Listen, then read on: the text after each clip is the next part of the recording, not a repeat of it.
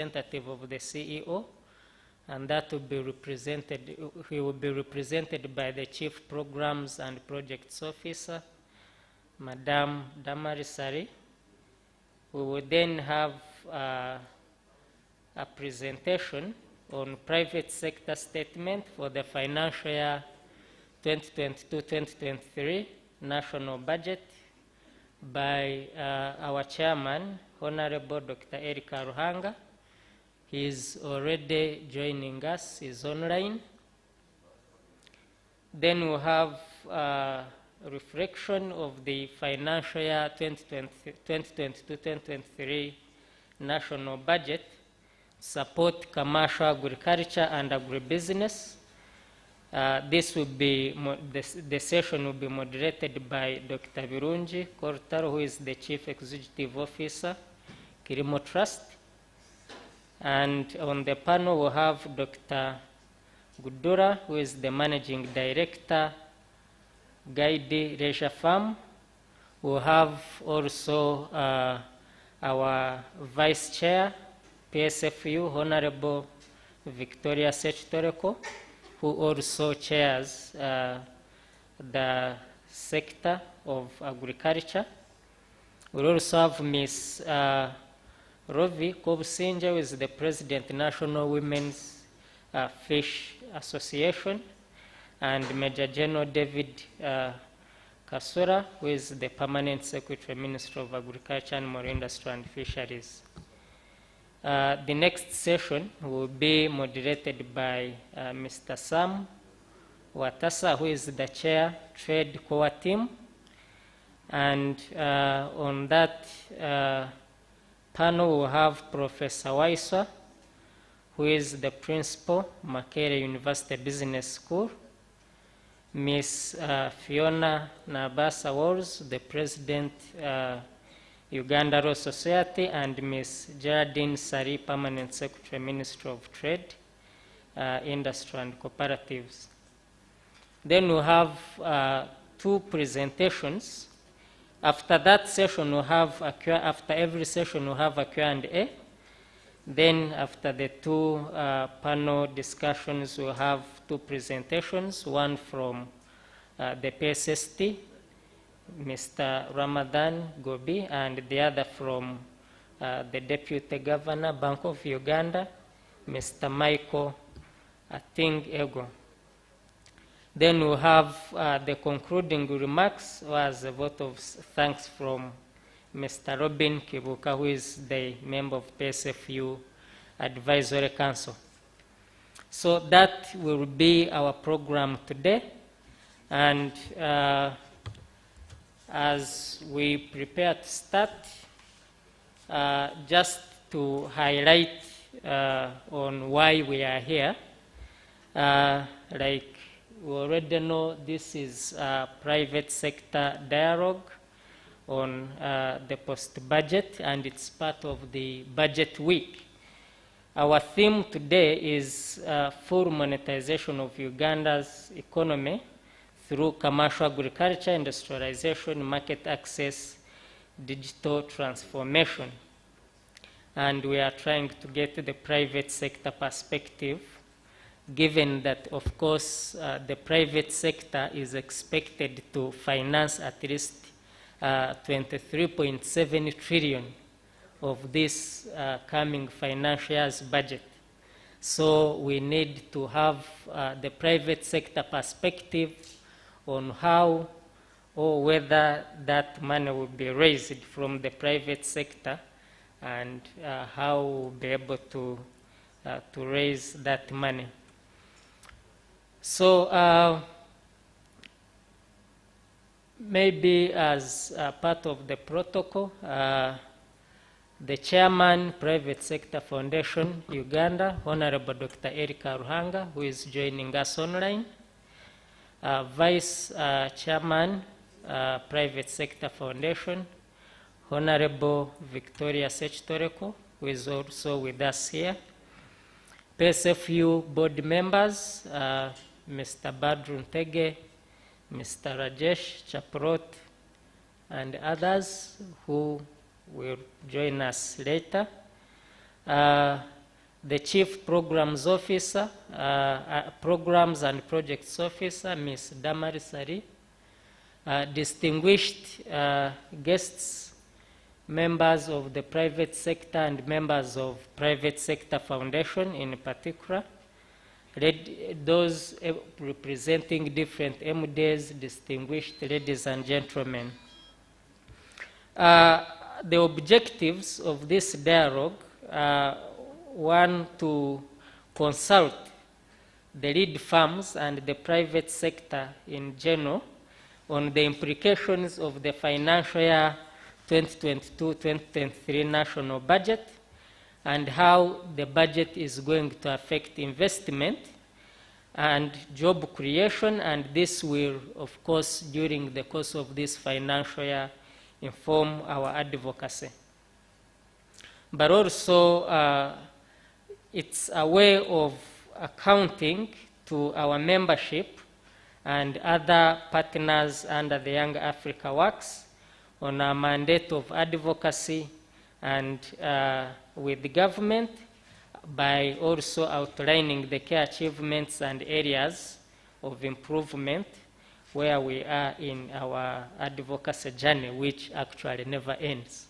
It's a journey you start, but every time there is something to look out for. It never ends.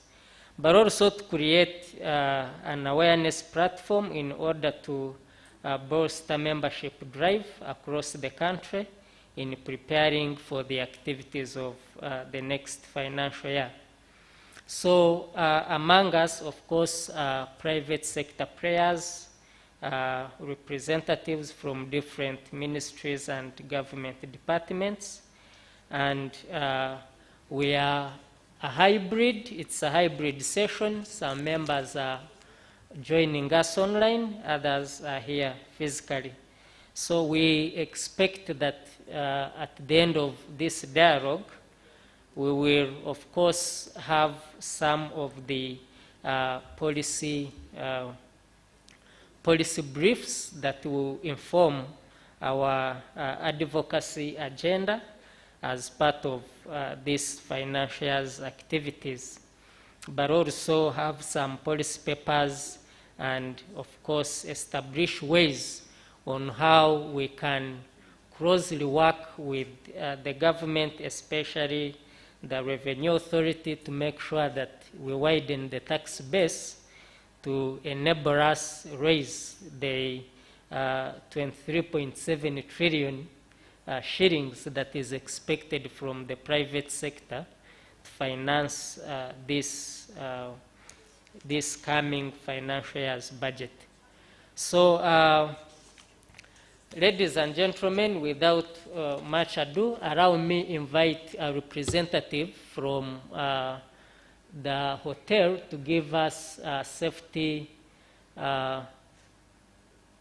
information, such that in case there is an emergency, we know where to escape from.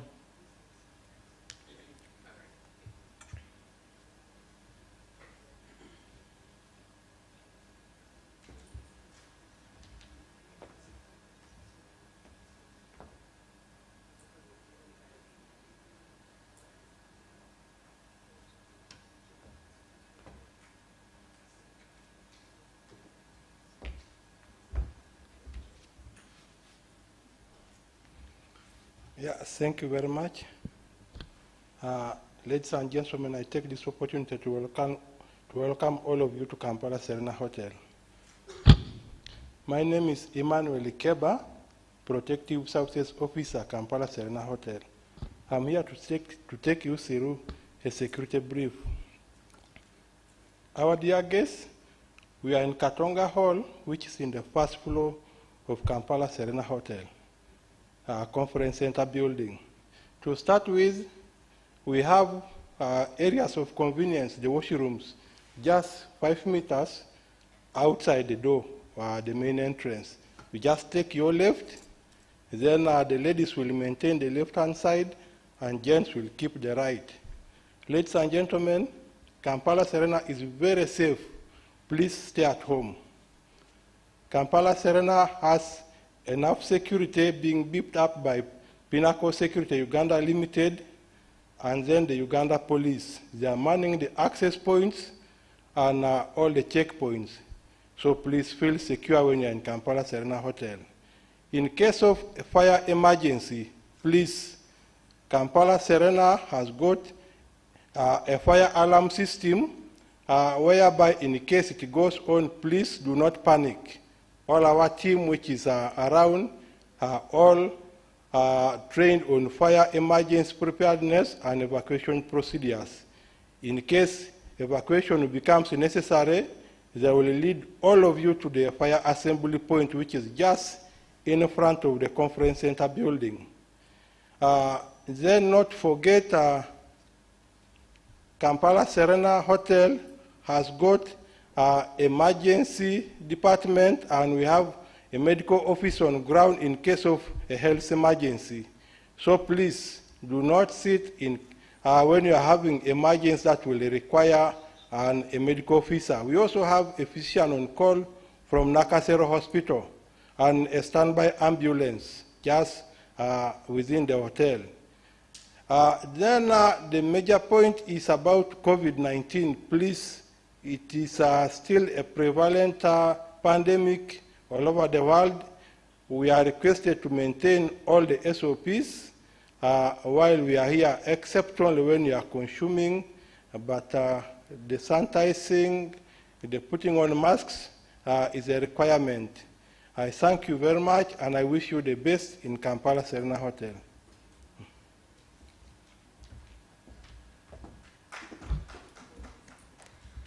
Thank you so much for that security brief. Ladies and gentlemen, allow me welcome Mr. Rajesh Chaprot, who is the Chair Policy Advocacy Committee and Board Member of Private Sector Foundation Uganda. Let's put our hands together for Mr. Chaprot. Thank you.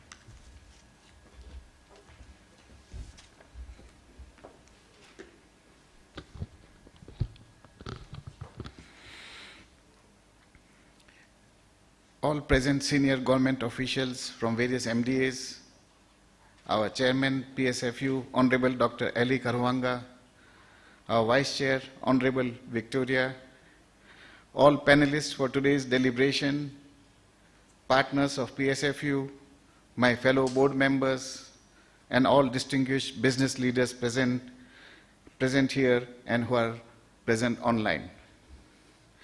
Welcome and good morning to you all. I, on behalf of PSFU and my chairman, Honorable Dr. Ali Karuanga, welcome you all to this post-budget dialogue.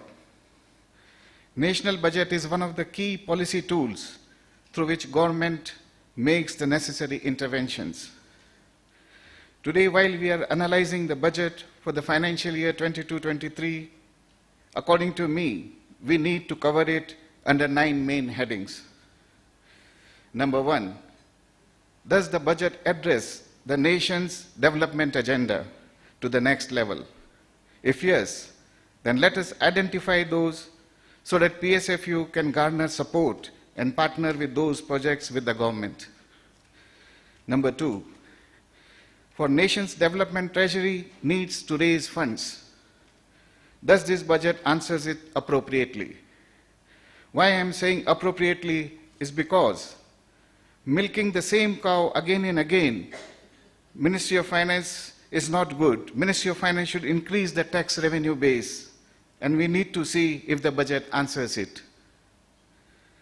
Number 3, does the budget take care for reducing leakages or wastage of budgetary revenue? This is a very wide area, but I may still like to touch one proposition which we have been talking with PPDA and Ministry of Finance for long. And this is the government procurement through online auction. This is an extension of e-procurement and should not be confused with e-procurement. Government procurement through online auction can save at least 20% of the government spending, as it will eliminate corruption and bring competition among suppliers. Number 4, government always undertakes international finances for various projects during the budget. And budget should ensure that there are proper guidelines that cheapest international finance are only promoted. And also the string attached, I repeat, the strings attached with those finances should not be detrimental to our nation. Many times, the cost of finance may look cheap in the papers, but the conditions attached with the international loans can be very costly. Number 5. Thus, the budget answers the well-being of all segments of society.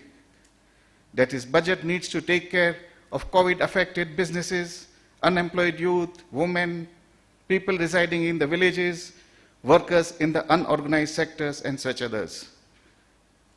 Number 6. Thus, any budgetary provision is detrimental to the business and economy. We need to identify it and try to rectify it. Number 7. To identify all major budget proposals of PSFU which have not been considered in the final amendment acts and which needs to be added back in the list of next year advocacy processes. Number 8. Thus, the budget answers COVID-19 disruption and also the fear of world going towards recession. Number 9. Last but not the least, thus the budget answers the happiness index of the public at large, because at the end, budget is for the public and public should feel happy about it. As a board member, it is my duty to highlight the role of PSFU in the budget process. The process starts with PSFU collecting budget proposal from its members in the private sector, which are then compiled and presented to the Ministry of Finance. PSFU team then ensures to meet with the Ministry of Finance, where all the propositions are explained and argued with the Ministry of Finance officials. When the draft amendment bills are received, PSFU again studies them and again invite views of the private sector to form a stand for presenting to the Finance Committee of the Parliament.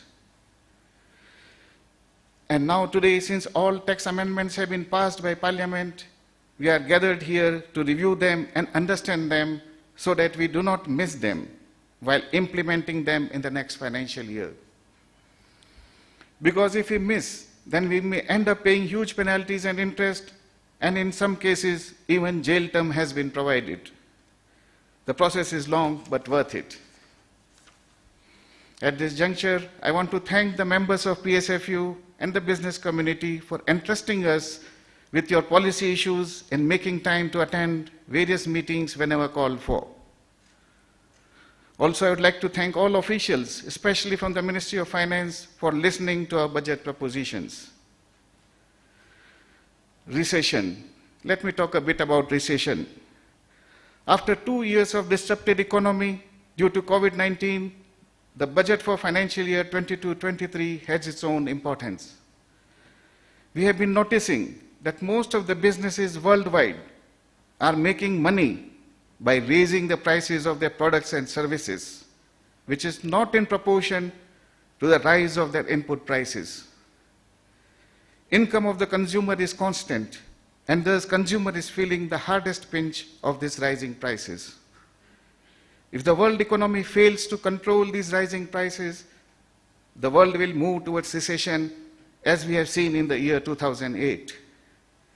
We need to see that our Uganda budget is taking care of this global situation. Boo-boo. Of course, at one point, that is 10 to 15 years before, globalization of the world was happening, and manufacturing companies were consolidating their manufacturing hubs at few global locations only. Because of this globalization, many factories around the world were closed, and Uganda was also part of it.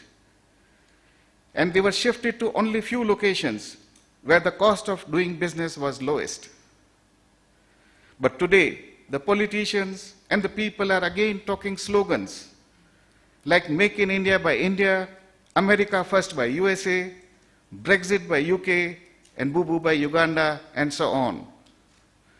Also, COVID-19 has made us realize that too much dependence on other countries is not ideal in today's world. This is the reversal of the globalization theory. Ugandan economists need to take a note of it. Now, since I'm talking about Bubu, let me again echo at this platform that many MDAs are abusing the Bubu guidelines due to some loopholes. Ministry of Finance, through the budgetary procedure, need to amend these flaws in the law. Let me highlight just one. The real test for Bubu should be as where the goods are manufactured and not that who is supplying it. Many MDAs are giving procurement order to companies which are registered in Uganda with irrespective of the fact that they are importing 100% of the goods or services from outside Uganda, and still they are calling it is a Bubu supply, as the company is registered in Uganda. This needs to be handled in the budgetary process. I see in the program of today, there is a panel discussion with regard to national budget on commercial agriculture. According to me, Uganda can be a hub for commercial agriculture because of the availability of water and favorable weather. What we lack is in the availability of cheap finance in the agriculture sector, tax exemption in the agriculture sector, and availability of farming-related infrastructure. Also, we need to answer the high cost of dealing with pests and weeds in the soil and high cost of initial development of the land. With these remarks, I wish you all a great deliberation ahead. Thank you.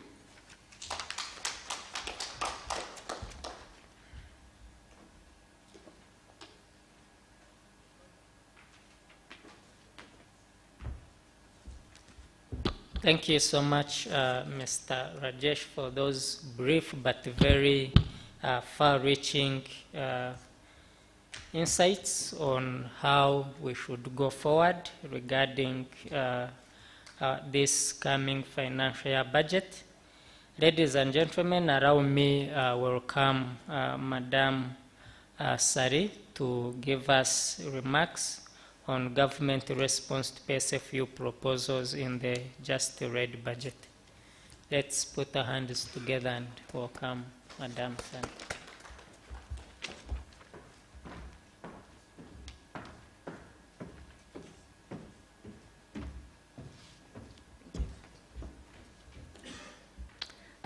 Good morning, ladies and gentlemen, both who are physically here and those who are online. I am very happy to see you this morning. It's a very cold morning. It rained, so I'm glad that you took the time to be here. And all protocol is observed. I recognize the presence of our board chair, Honorable Eli Karuhanga, our vice chair, Honorable Victoria Sechitoleko, our board member, Badran Tege, and the advisor. My name is Damali Sali, as introduced. I am here, however, as the acting chief executive officer because Stephen Asime is currently on an international business travel. So he sends his regards, however. He would have loved to be here, and he's happy that you're present. I do have a presentation that I prepared for you to go through what our private sector foundation proposed to the government so that we can to include into the budget process and what the government actually did. Can I have it, please?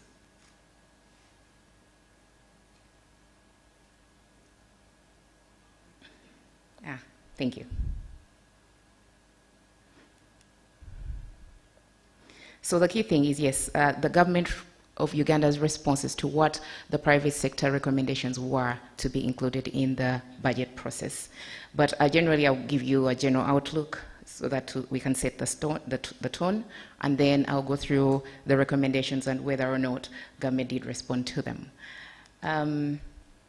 So generally, the theme for this year's budget was full monetization of Uganda's economy through commercial agriculture, through industrialization, and expanding and broadening services, as well as transformation and market access. The budget is 48 trillion, with a 4 trillion increase from last year. Over 50% of it is financed through revenue and non-tax revenues, 10% from domestic borrowing, and 9% from external loans. The revenue to GDP ratio standing at 12%, and with a projected GDP growth rate of about 4.6%. Steel services are contributing 41% to the GDP, agriculture 24%, and the industry contributing around 28%.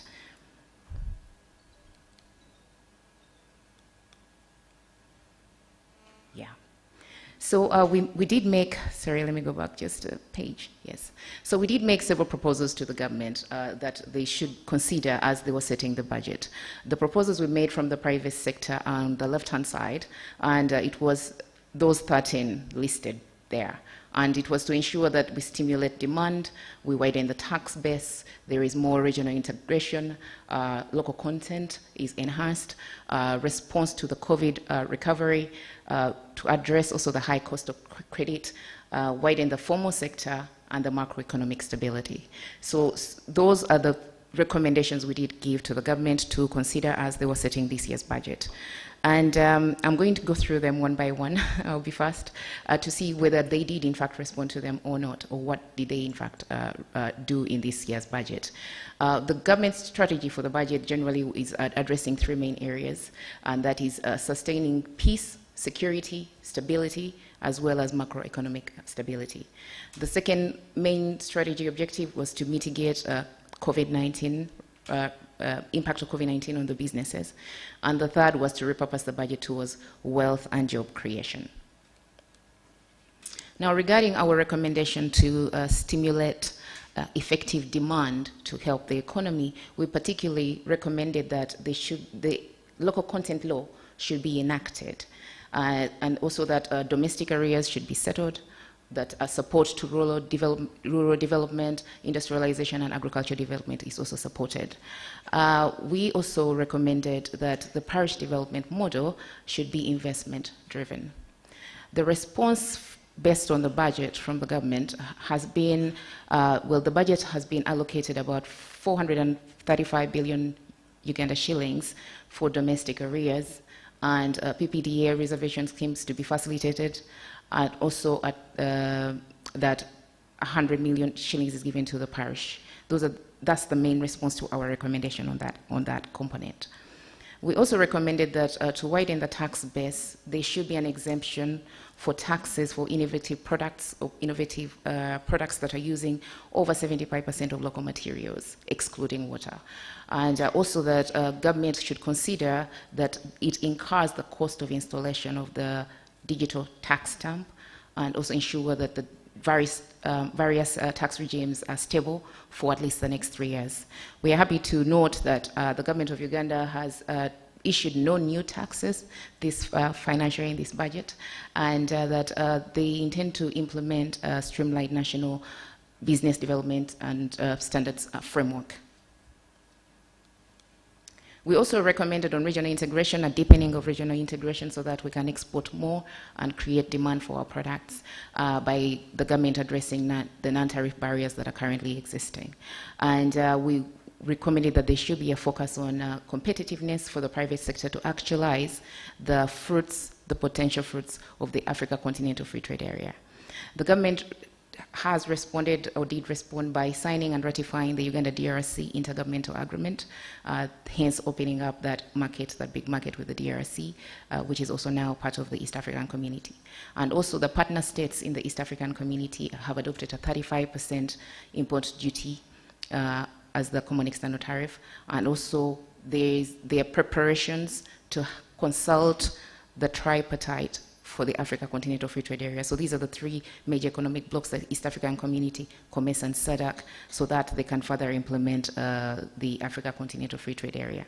As well as the East African Community has signed a joint action plan with India for mutual recognition, for readiness for mutual recognition agreement to ensure that there is faster clearance times for our traders who are accredited.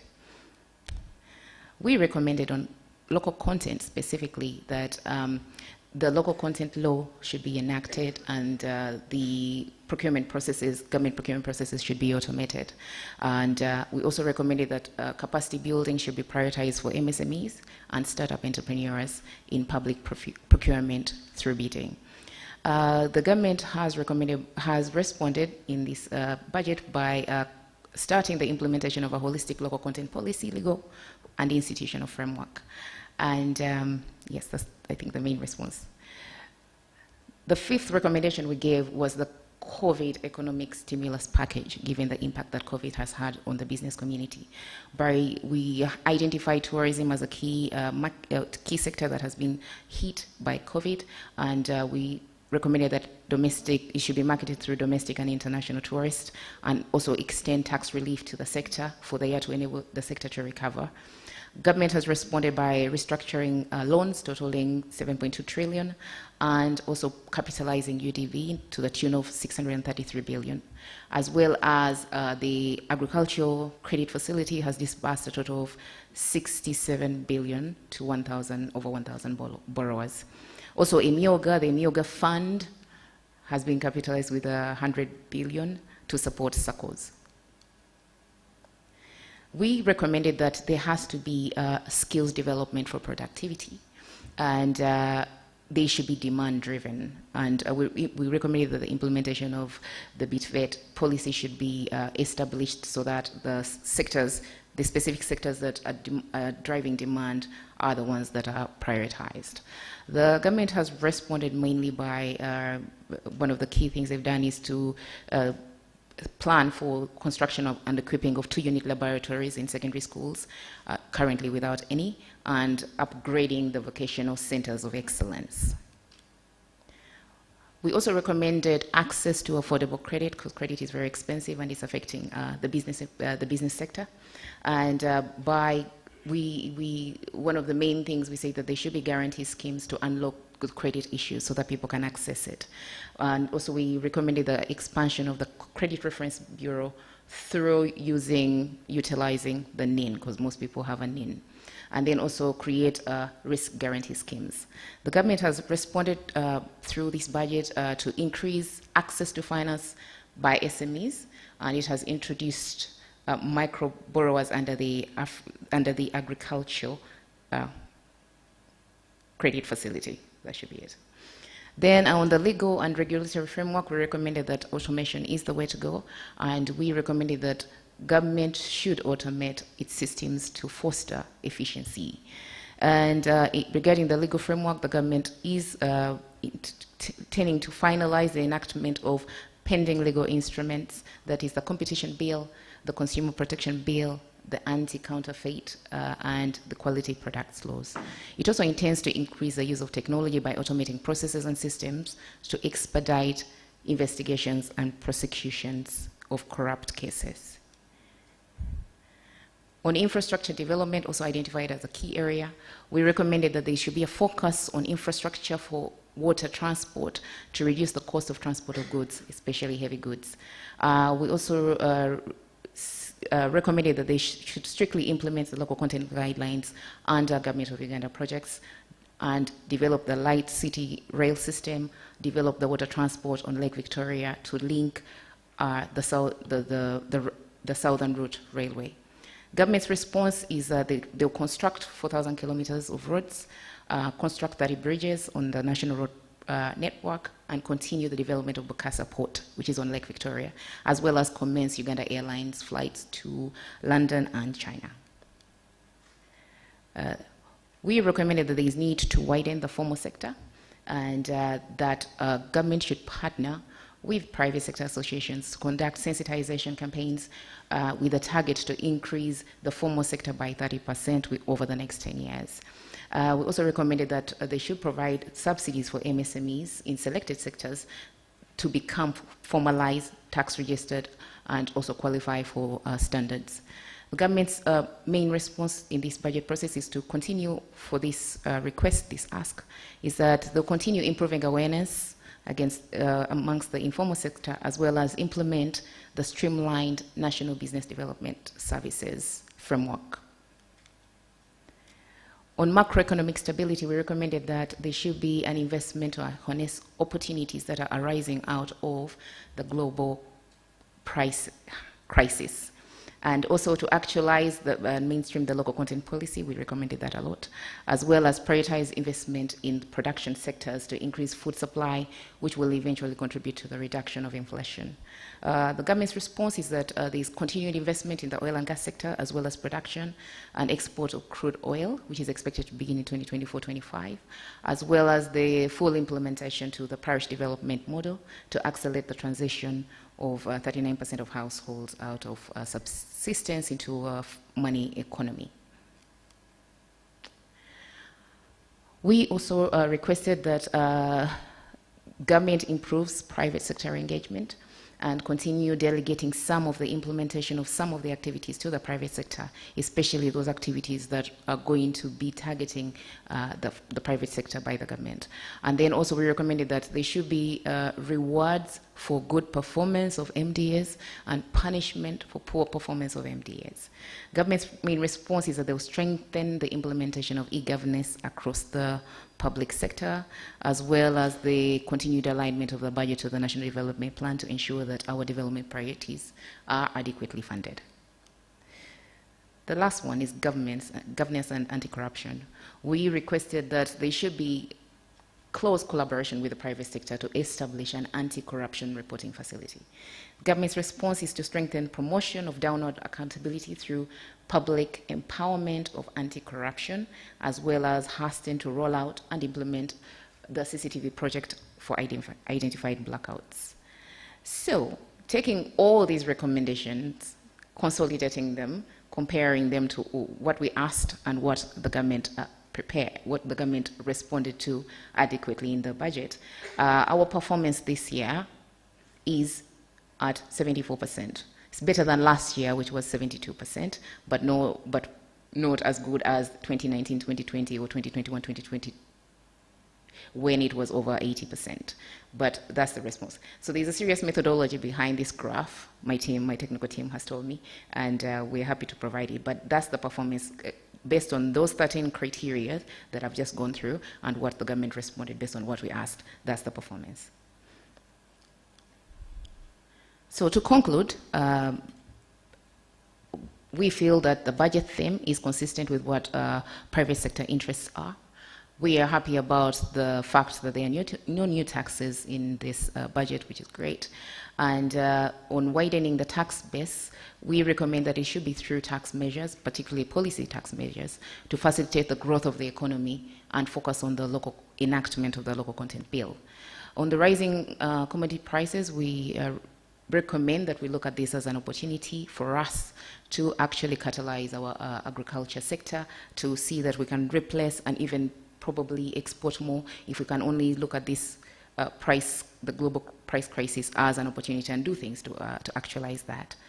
On the parish development model, we welcome the model, but then also request that there can be or should be more private sector involvement. With that, ladies and gentlemen, I'm done with my presentation, and it is my pleasure and honor to invite Honorable Dr. Eli Karuhanga, who is our chairman of the board of the Private Sector Foundation, to give his remarks. Thank you.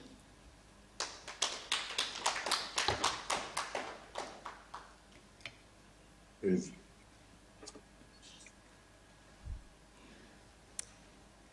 So our board chair is online, and he's going to be giving his remarks online. Oh, thank you. There you are. Thank you, Damari.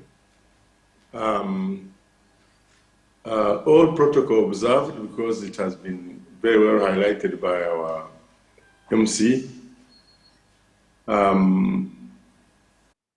I feel that the speech given by Rajesh and Damari kind of very well depicts the sentiments and professional positions, well-researched positions of PSFU. And I don't need to repeat them. What my job this morning is going to be is, one, first of all, to welcome you and thank you for coming.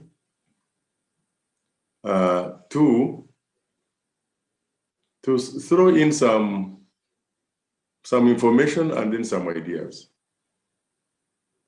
Now, the first information I want to share with you is about the capacity that we have built at Private Sector Foundation since this board took charge under my chairmanship. PSFU has always been doing a very good job for private sector.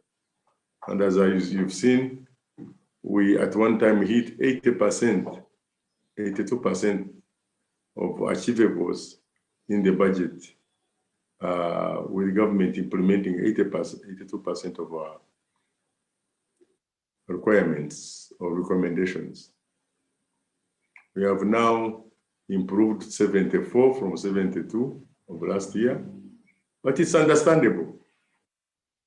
But to be able to do that, we had to build the capacity internally of PSFU. It is important I say this because I would like the government and members of PSFU, private sector, and the country at large to know that PSFU has reached a capacity that I would call excellent. The board has, since the death of our CEO, a very able CEO, the late Gideon, whom we had an anniversary and remembered about 2 days ago. We have revamped that organization to an organization I can say I'm very proud of. As you have seen, the presentation by Damari, who is in a representative capacity to the CEO, who is in Azerbaijan with NITA, working on digital progress for Uganda. You can see the capacity we have in PSFU. We went out and recruited very, very able staff. And I think there is no organization today which is private, which is capable of presenting such an array of great internal capacity. And the morale we have in PSFU is unprecedented. So I want to thank the board for this big success story. And I wanted to share it now as an information menu for listeners. So I'm very proud. And even if we don't, as I told the outgoing vice chair one time when she asked me, what are you going to do? I said, even if we don't do anything, if we can build the capacity of PSFU to deliver and perform, that will be enough for this board. I'm glad to say we have put a tick on that box. So the information that was given and shared out by Rajesh was simply the sentiment we have at heart. The research that Damari has presented is what we have presented to government and what we have observed. So therefore, for government, I want to tell you that we are happy with you, with the way you have received our proposals, the way you have taken them, and the way you have implemented them. We are happy. We are happy. We are not coming here to quarrel with you. We are coming here to say we have come to compliment you, but also to ask for more, as always, as is expected. Now I have my own personal observations. Sometimes these observations I have, I go overboard. Sometimes I'm not diplomatic. But I can assure you that the vice chair is a little bit more than me. I think she can be a little bit more undiplomatic than me. But even me, I am in the same kind of ilk. We don't call a spade, a big spoon. So let me start my things with your permission. I want to advise government that before they go to do a budget, they should read a book. This book here, I don't know whether you've ever seen it. This book, Why Nations Fail. How do you create power and how do you create poverty? Because poverty is created by policy and prosperity is created by policy.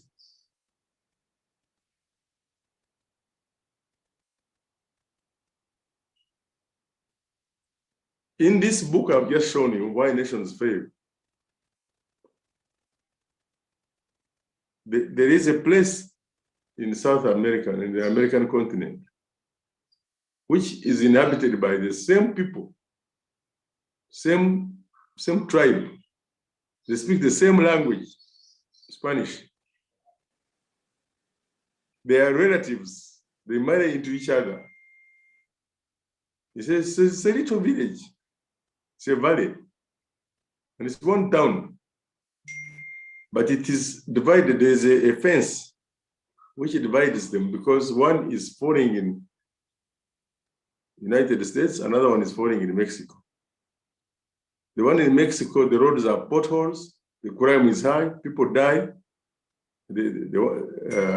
Earlier than the ones in America, 10 years. The schools are poor. The ones in America, the highways, the traffic police.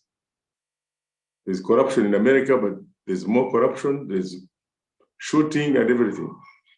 These are the same people. They are white people. They are the same people. They are Spanish. But policy just decides one should be poor, another one decides one should be prosperous. So before you write a budget, you must decide on what line, on what side are you going to be? On what side are you going to be? Now, as far as I'm concerned, if we have made proposals and we have got 74% response from government, that's a good idea. But supposing government decided they are going to take 100% of our proposals, what mistake will it be? Nothing. Supposing in the implementation, they invited the private sector foundation to participate in the implementation, especially in areas which affect private sector. Where will the problem be? Nothing. Now, let me just give you an example of such a success story. When there was suspicion, when we discovered some signs that we have oil, the budget 4 or 5 times, 5 years going on, the budget refused to put any money in the oil exploration. Just like they have put very little money in the mineral exploration. Until such a time that President Museveni decided to use his own budget from State House, these donations he gives, and he gave $600,000 to the Minister of Energy from State House coffers to carry out more exploration and create a department, petroleum department. It is from that $600,000 which the budget had 5 years refused to provide for, that now makes Uganda an oil and gas country, and in 2025 will be an oil producing country, and has earned already more than $3 billion from oil exploration alone in taxes. You see how sometimes we shoot ourselves in the foot. I'm pleased to tell you that Since 1st of February, when the final investment decision was signed in Kororo, contracts of $6 billion have been signed for oil and gas with international companies. It's just a few months ago. And we're expecting at least 20% of that to be given to as subcontracts to local companies, which are already about $1.2 billion to be given to local companies from international companies. But suffice it to let you know that the local content which we implemented in Parliament, after a lot of struggle, and I'm telling you, even finally it had to take an opposition member to make the proposal of local content in Parliament. But to date, as I speak to you, $900 million have been won by Ugandan companies. Local content, $900 million, about $1 billion, since February. So that makes it about $2 billion. Now, this is money we would never have. Thanks for the seed, the $600,000 that came outside the budget. So it is important that we have PSSST coming to this meeting. It is great that we have amidst us the Deputy Governor of Bank of Uganda, who has just come in the meeting. That this type of what should we do to make sure that we are on the side of why governments prosper and why governments fail should be on our side. For example, in this budget, how do you explain to me that we are spending $794 billion and a shilling on Parliament, and we are spending a minuscule amount on mineral exploration and mining, 137 billion, which all of it, 80% is in taxes, in salaries and wages. So it means we are doing nothing about mining. And yet, all this budget we are talking about is just would be nothing if we had our minerals explored and processed and added value on. So sometimes I wonder why can't we see what we see, and then once we see it and look at it, why can't we do it? And every time I'm on a plane, when I used to fly before COVID, there was always a member of parliament going to do benchmarkings, and most of them were going to South Africa. The whole country, South Africa, has no water. They don't have anything. They don't have minerals. Now, this country of ours with our minerals, you got the deputy governor, you will count money that you would never have expected to count in your wildest imagination during your lifetime if we went and put money in the minerals department, not just wages. And even the wages, they're not even paid the same amount of money that we are paying to the oil and gas department next door. So, if some of these examples, which we have highlighted, it depicts that the mindset of the people doing the budget have to completely shift from reading the previous budget and see how we can improve on it in piecemeal. I think we need a complete different mindset to address budget issues. First of all, the external shocks we are seeing now should, I think for me, Rajesh made it number 9. I think we should make it number 1 because it impacts on us so directly, so immediately. Look at the price of oil now. There's no traffic in Kampala anymore because people can't just drive. I even saw a political leader is being charged, trying to demonstrate against those prices. How do you demonstrate against those prices? Like demonstrating against the rain, that the rain hasn't come. So those external shocks, they teach us a lot. The fact that we have challenges on wheat and cooking oil surely should make Uganda now think about what do we do in Kapchorwa for wheat, and why are we not addressing the issue of food in a big way?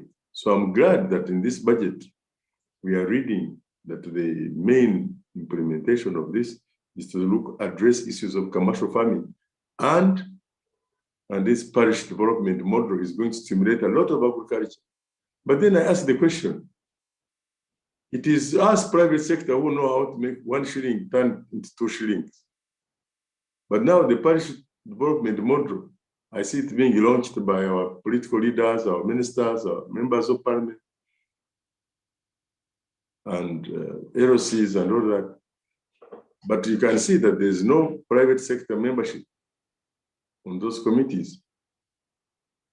And yet, we have a person like Goodla here, for example. I'm glad you are going to be on the panel and you will address this issue when you are with the Vice Chair, Honorable Victoria and others. And you will tell the audience here how you are impacting in the village on youths, on women.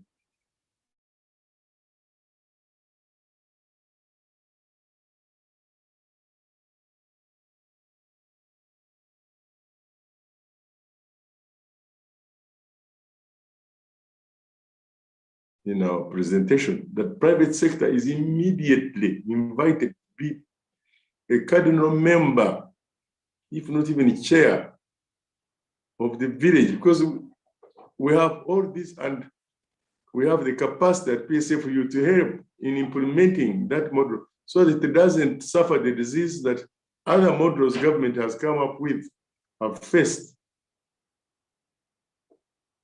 especially on marketing.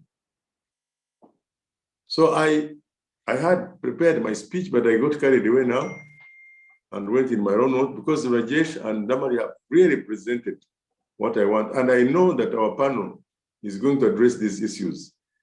But suffice it to say that we have a moment today to look at this budget. And I know that the professional people will handle our views and cry and our wishes. And I'm happy that the country is beginning to sit down and think. I want to conclude by sharing a little story of the grandfather of my wife, maternal grandfather of my wife.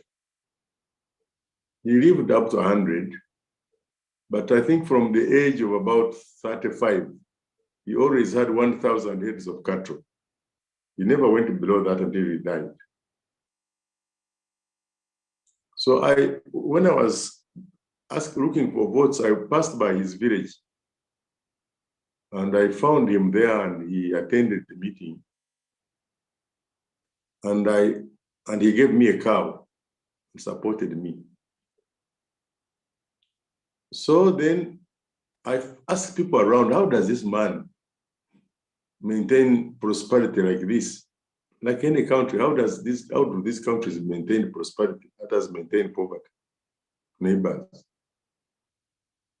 And they told me a story about what he does. If you went to visit him at home, because our people like visiting, at 4:30, he would wake you up and say, come and sit.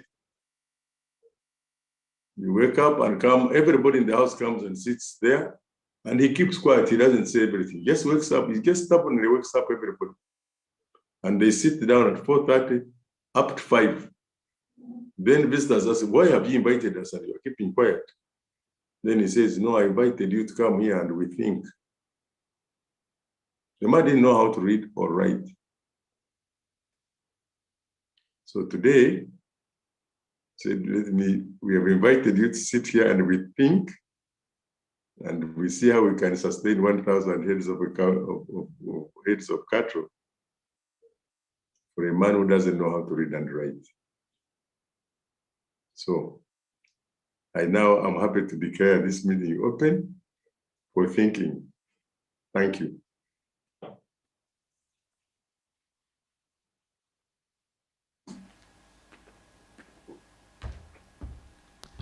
Thank you so much, Chairman, for those very passionate and interesting remarks. We take the pleasure to welcome the Deputy Governor, Bank of Uganda, Mr. Michael Atego. Please let's put our hands together and welcome the Deputy Governor. When the Chairman speaks about oil, gas, and minerals, he's very passionate. You know, in August of 2021, to be specific, on 9th, the New Vision published an article on Uganda's mineral investment potential and projected that Uganda's minerals potential now stands at $620.5 billion without value addition. And with the value addition, it estimated that Uganda's minerals potential stands at $2.48 trillion. So when the chairman speaks about that, is really, like he said, it's too much money for the deputy governor to count. So with those remarks from the chairman, we will go for a tea break. Then when we resume, we will have a panel discussion on reflections of the financial year 2022-2023 national budget to support commercial agriculture and agribusiness. Thank you.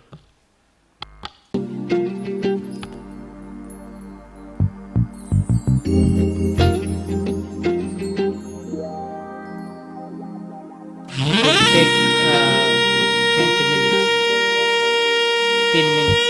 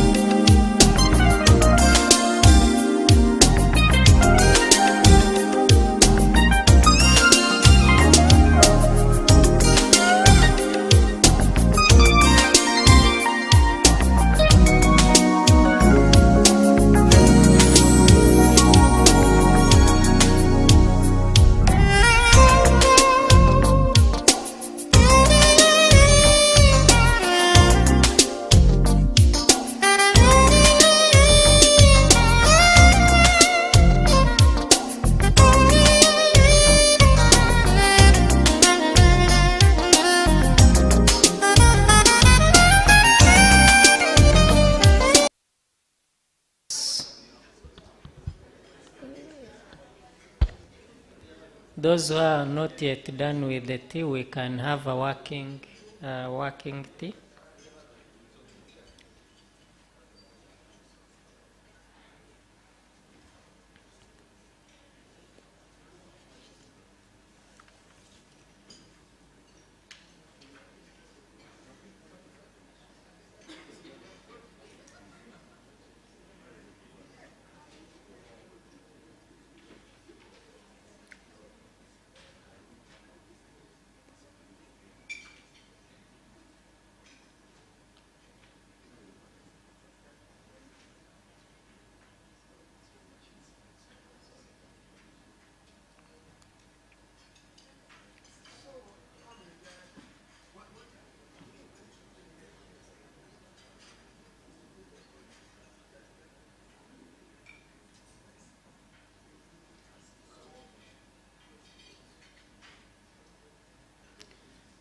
So we are going to our next session, which is a reflection on next financial year's budget to support commercial agriculture and agribusiness. And as we already know, this coming financial year's budget is premised on the theme of full monetization of Uganda's economy through commercial agriculture, industrialization, expanding and broadening services, digital transforming, and markets access. So in line with that theme, we are going to have a panel discussion on reflection of the financial year 2022-2023 national budget to support commercial agriculture and agribusiness. And this panel will be moderated by Dr. Birungi Korutaro, the Chief Executive Officer of Kilimo Trust. So let's put our hands together and welcome Dr. Birungi, who will invite our panelists.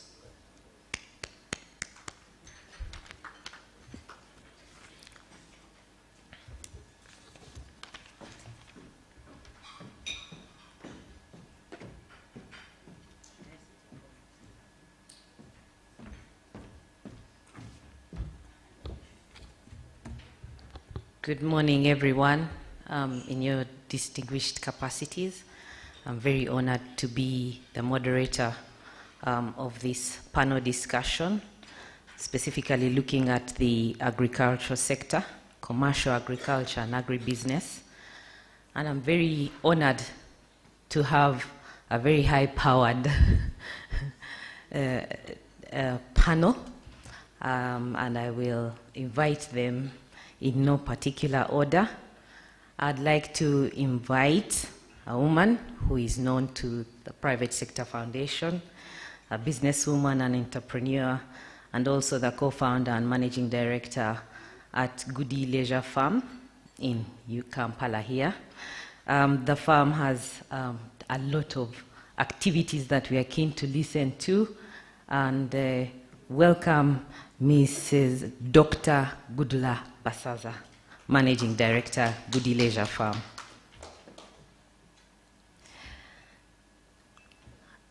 I wanted to know whether we have the representation from MAIF. If not, I will continue, and it is an all-woman panel. And the other is another woman, a very distinguished lady, one that I admire and my own mentor, a woman passionate about socio-economic transformation and empowering the poor to change their destinies, take the transformation in their own hands. She's a banker, a politician, has represented us at the UN FAO, and a former Minister of Agriculture, and currently the Deputy Chair or Vice Chair of Psfu Board, Honorable Victoria Sechitoleko.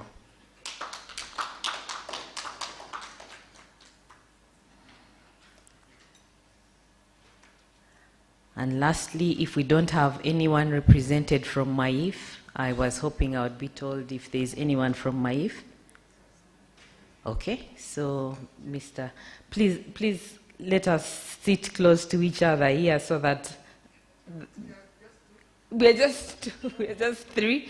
So it's a whole, it's showing the force of women. And as the moderator, I think I will also join you there. And then hopefully when he comes, he will join us, Mr. Deus Muhwezi.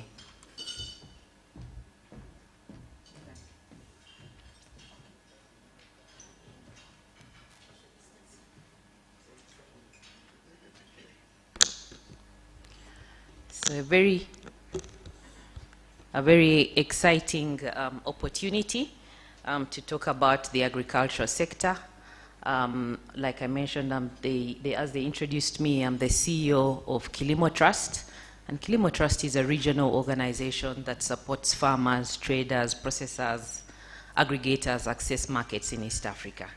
We see markets, East Africa as one market. And I'm excited to also see what the budget has given us as the agriculture sector in terms of market access, but also supporting agribusinesses and the commercialization of agriculture. So we have two panelists that are not just talking about theory, but have been involved in the agriculture sector and have had their hands dirty, so to speak. They know what they are talking about, and I really want to have a very engaged audience. Please, I will discuss for about 20 minutes, and then I'll give you a chance to ask questions. So please ask your questions, and like the chair has said, the chairperson has said, we are here to think. So let us critique what we have seen. We know that we have performed well in terms of our propositions to the budget. 74% has been uploaded, good, but there's more that we can do. And I think the panelists here will take us into that detail. And I want you to interrogate that and even ask ourselves and say, can we even do better? And what can we change in what we have in our budget for the next financial year? So I'll start with Dr. Gudula. I want you to reflect on the budget, on the previous speakers, and look at our gains and our losses, and how does this budget reflect to the interests of the young people in the agricultural sector. But before you do that, I just want you to give us context, because not everyone here understands what Goody Leisure Farm does and how you work with the youth. So please give us that context, and then give us what you think about the perspective of the young people, how they have benefited from this budget. Thank you very much, our moderator. Thank you, Private Sector Foundation, for always giving us a platform to reflect on the budget and how we position ourselves. I've already been introduced. I'm Professor Gudla Naiga Basaza. I'm a doctor of ICT, and I'm very active in the agricultural platform since the year 2009. I work with youth at the base of the pyramid. Right now, we are operating in 27 districts in Uganda. We work in 500 parishes in the rural districts and 50 divisions of Kampala, Mukono, and Wakiso. We are into the white meat value chain. We are into fish, chicken, rabbit, and pork. We incubate youth to be able to participate in the entire value chain. We incubate youth that produce the feeds that we need to feed the animals. We incubate youth that do the marketing, the transportation, and the adding value on the meat. In Kampala, Mukono, and Wakiso, we have a total of 15,000 young women who are adding value to meat on the street. This is something exciting for us. And now reflecting on the budget. First, when I listen to the budget, knowing that 5.3% of the budget is going to agriculture, and we expect agriculture to contribute at least 24% towards GDP. It makes me wonder how you want to milk a lot from a certain cow that you might not be feeding as much. But since we are feeding the cow based on what is in the cake that we have, let's work within what we have. At times it's good to use what you have than spend all the time complaining for what you don't have. So with what we have and the way it's going to be distributed, what does it mean for a youth out there? When I look at the parish development model budget allocation, I think it's a very good opportunity, especially for the youth at the base of the pyramid. But when I think of the 100 million and the people in a particular parish, I ask myself how much is likely to go to the youth, and if they are going to do a business, what size of business are they going to do? What will be the cost-benefit analysis? So that is something that is still puzzling me, what that individual youth is going to do, or what the group of youth are going to do. Now, the advisor on policy said we want to increase the tax base. Of course, if we targeted the youth, it would be a very good opportunity for this country if they are contributing something to the tax base. Because we are going to be responsible for about 50% of the budget from taxes. That would be a good opportunity for us. But the question is, are we able to make the youth join the tax base with this incentive, for example, the parish development model? It is not clear to me up to now, and I think the people who are quiet thinking, we shall be able to think through and see how we can achieve it better. So what would be my advice, given my experience working with the youth at the base of the pyramid? When we are thinking about the parish development model fund, and especially targeting the youth, these youth should be linked to what Psfu has coded as the lead farms, so that you are feeding into a particular value chain. What would be the advantage of leading into a particular value chain after you have been supported by the parish development model? It means that you are assured of a market within this value chain. You are assured of learning about standards that are expected right from production, management of the production, and post-harvest. Because those are things that it's not coming out clearly how we are going to support the youth to be able to learn the standards, the different SOPs required. For example, for us in the animal world, we have so many SOPs that you need for you to be able to get out your quality of meat the way you expect it. So there are some gray areas, but these gray areas could actually end up being opportunities for some people. So I see that the lead farms will have a part to play to ensure that our youth who are supported by the parish development model can link it to our own value chains. But I have one worry. I see that most of the time when we think about working, of course you want to think about food security, and there is this belief that for you to have food security, you must grow your own food. But at times I don't think that works. I might have money. If I have money, I can eat anything I want. If I want to eat seafood and I have no sea, but as long as I have money, I can do that. So we might have to do an extra job here to advise our youth to link into particular value chains so that they are secure financially, and then they can access anything else. Instead of someone thinking that since I'm in this area, I must grow chicken since I want to eat chicken. So you have all these small farms of chicken that are not aggregated to anything, to any market, and in the end you are going to be saturated with the same product, with the same people with low purchasing power. Yet, If, for example, you aggregated around maybe Vinzika or Yugachik or Goody Leisure Farm, you are producing for a known market with a known standard, and you can now access the market together. I know that recently, Private Sector Foundation was able to have a delegation to the DRC, and it has a big opportunity for us.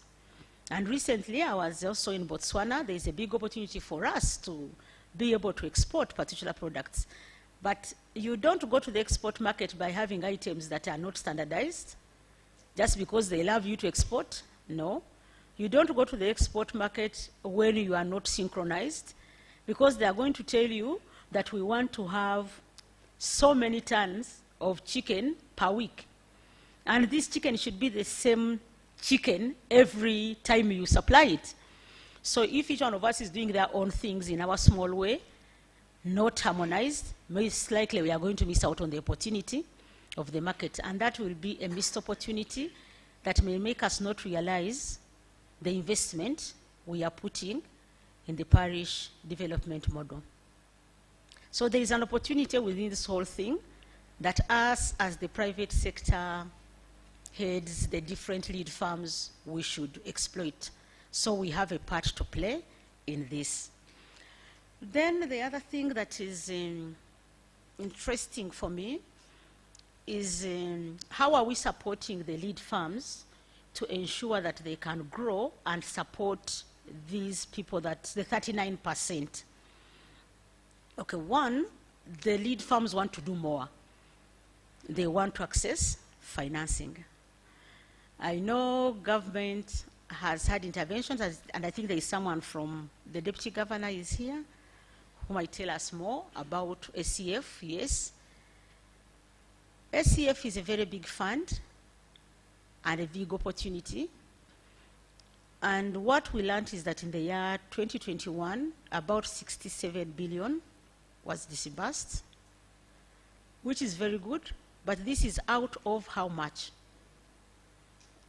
So if you are disbursing a small amount of the big, we need to interrogate why is this other money not being accessed, yet it would help the lead farms to become bigger, become more organized, and pull in this 39%. So that is something we have to study. Then I also looked at the CBR rate of 7.5%, and I believe what we are going to see is going to be an increase in interest rates. An increase in interest rates is going to mean that we are going to have a very high cost of financing our businesses. And when we have that cost, we are going to send it to the buyer. So we are going to have the commodities selling at a higher price. It could be an advantage for you if you are properly positioned to be able to supply particular items. But if you are not very organized in your marketing, you might suffer with your expensive products. People are now changing tastes. People are taking cassava for bread to be able to manage costs. So we still also have to be very careful looking at the entire ecosystem. But when I look at interventions like the issue of opaque beer, okay, well, we may not all be into that line, but what does it mean for us, for the youth? When these products are using raw materials that are by our youth, if it's maize, if it is cassava, it means that these people are likely to have more consumers, then they are going to buy more from our youth. So let us watch this particular intervention that has been done, study it and see where are they now. Let's do a baseline, and where are they likely to be at the end of the year. And once we succeed with this, this is going to guide us going forward, how we can support particular lead farms who have the potential to buy from different people, especially those supported by the parish development model, so that we can grow our tax base. The tax base may not be that direct from the 39%, but from this lead farm that is supporting them, people will be getting salaries, there will be payee things of that nature.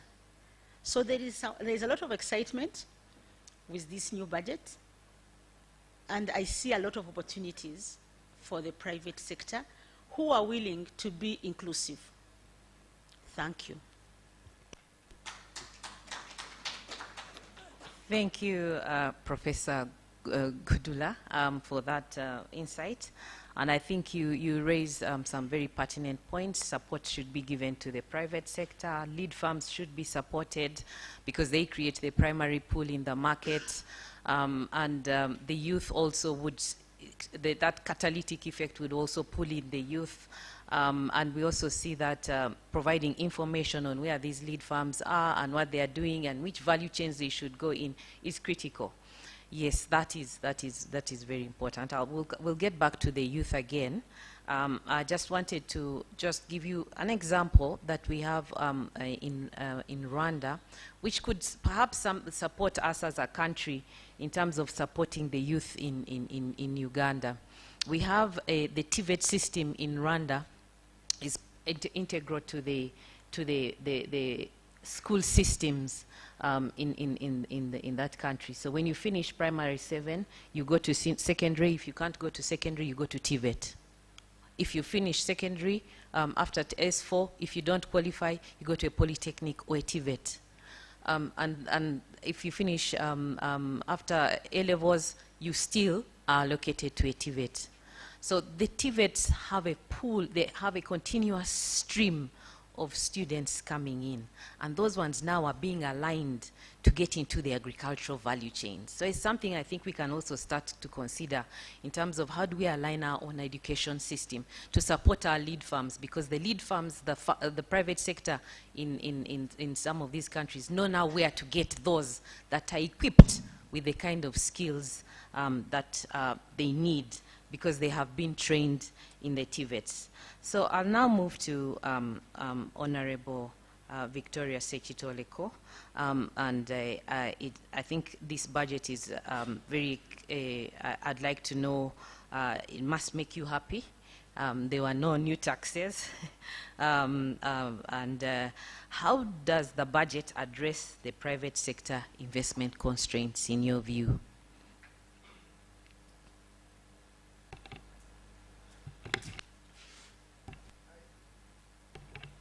Thank you. Thank you, moderator. Now, I think that question, what does a woman want, is about to come true with me. Because you asked if I'm happy. Unfortunately, the answer is no. And why am I not happy? Basically because what Gudula has been talking about, the youth are actually the majority in Uganda. So the moment you have a budget which does not raise the happiness index of the youth, then me as grandmother, I have nothing to be happy about. But specifically, why am I not happy? You see, when the minister, unfortunately I was not here when the budget was read. I watched it from abroad, so I couldn't watch it full time. But Ugandans are very good. They choose certain captions and they share them. So they showed the minister gloriously telling us how there are no new taxes. Our issue is not even the new taxes. We are talking about the current taxes which are strangling us. So he didn't bring new taxes because he had nowhere to put them. You know, it's like when you have earrings, there are rings all over the place. There's no other place for a new tax to be stuck. Why am I saying this? Currently, we are encouraging the youth to be innovative. You are talking about going to TVET. They come out, they actually, in Uganda, youths are so resourceful. They come out and they start something. But the moment Ministry of Finance, together with URA, hear of something new starting, they start like bringing in barbed wire to make sure that you don't jump out of that net. If they miss you here, they catch you there, and when they catch you, they display you like a dead rat. And so, what do the youth see? Here, I'm going to be specific, and I'm glad I've never met this gentleman. While I was busy enjoying myself abroad and all that, and I'm listening to the budget, the following day I wake up and the first news item I read is, Samona has been closed. And of course, the first thing it's who is Samona Mposi? Then I remember who Samona is. And I'm like, why on earth would you close Samona? What is special about Samona? When I was working with Uganda National Farmers Federation to organize the Ginger Show, I remember both Samona and Movit would bring their wares, and they would make so much noise. They want to be right at the gate making so much noise. So I went and asked them, you are not even agriculture. What are you doing here? Samona said, whatever we use in our Vaseline comes from agriculture. We don't import anything. We are traditional. And we came up with this thing, which actually works. We employ so many young people, and so many people have actually started using it. And during these days of COVID, nearly everybody is looking to see what they can produce and what they can use without waiting for imports. So at this moment in time, if you tell me you are not bringing new taxes, but you are closing those businesses which are there, my job as PSFU is to bring up new businesses. Now, if I bring two and you bring down one big one, how really, when am I going to make it to where I'm going? So am I happy? Certainly I cannot be happy because, as I've told you, my grandchildren are not happy. And not everybody, of course, is employed by Samona, but that is an example. And for me, the reason this business of closing Samona is very important is that somehow it is known all over Uganda, and when you close it, all Ugandans will know it has been closed. So everybody who has been looking for an excuse not to invest, not to do anything, will tell you, oh, you are a could Samona it on me. So, so exactly, that becomes a very good excuse not to go and do something. So, when I look at this budget, and I look at what we are planning for the way forward, we should stop making URA the judge and the jury in issues of taxation. Why is it that when and if I fail to pay my tax, the next destination is close my business? Then if you read that book, the booklet they gave out, that yellow book which URA gave out, and if you are like me and you look for the most frequent words which appear in that book, because that is what the youth see, and that is what the youth do, because it is available online, and when you are online, you can ask for the most frequent words. There are 3 frequent words. It is jail, penalty, and closing of business. Those are the words which are repeated more than once in that book. Now, if we are talking to the youth, for those of us who are busy trying to get them there, and then URA and Minister of Finance come out and say, we are going to do this. If you don't do this, we shall close your business. If you don't do this, we shall penalize you. You pay, I think, 110 million. If you don't do this, most of these people, let me stick with Samona. Most of these people like Samona did not become Samona because they have got PhDs or they are good tax people. No. The thing they know is how to turn this hub into a Samona Vaseline, which can be sold all over Uganda and abroad. So when and if you bring this tax, the FRS tax and the stamp tax, and they make a mistake, it is not murder. So you should not sit in some little corner and squeeze them, because when we asked, we were told, oh, we only close those who are fraudulent. How can you be the only one to see me, judge me, sentence me, and publicize my being terrible? So what I would like to see from this budget as agriculture, we would like to request URA to stop terrorizing us. As we talk now, there is now a spate of messages coming from URA. If you haven't got yours, I'm definitely sure it is on the way.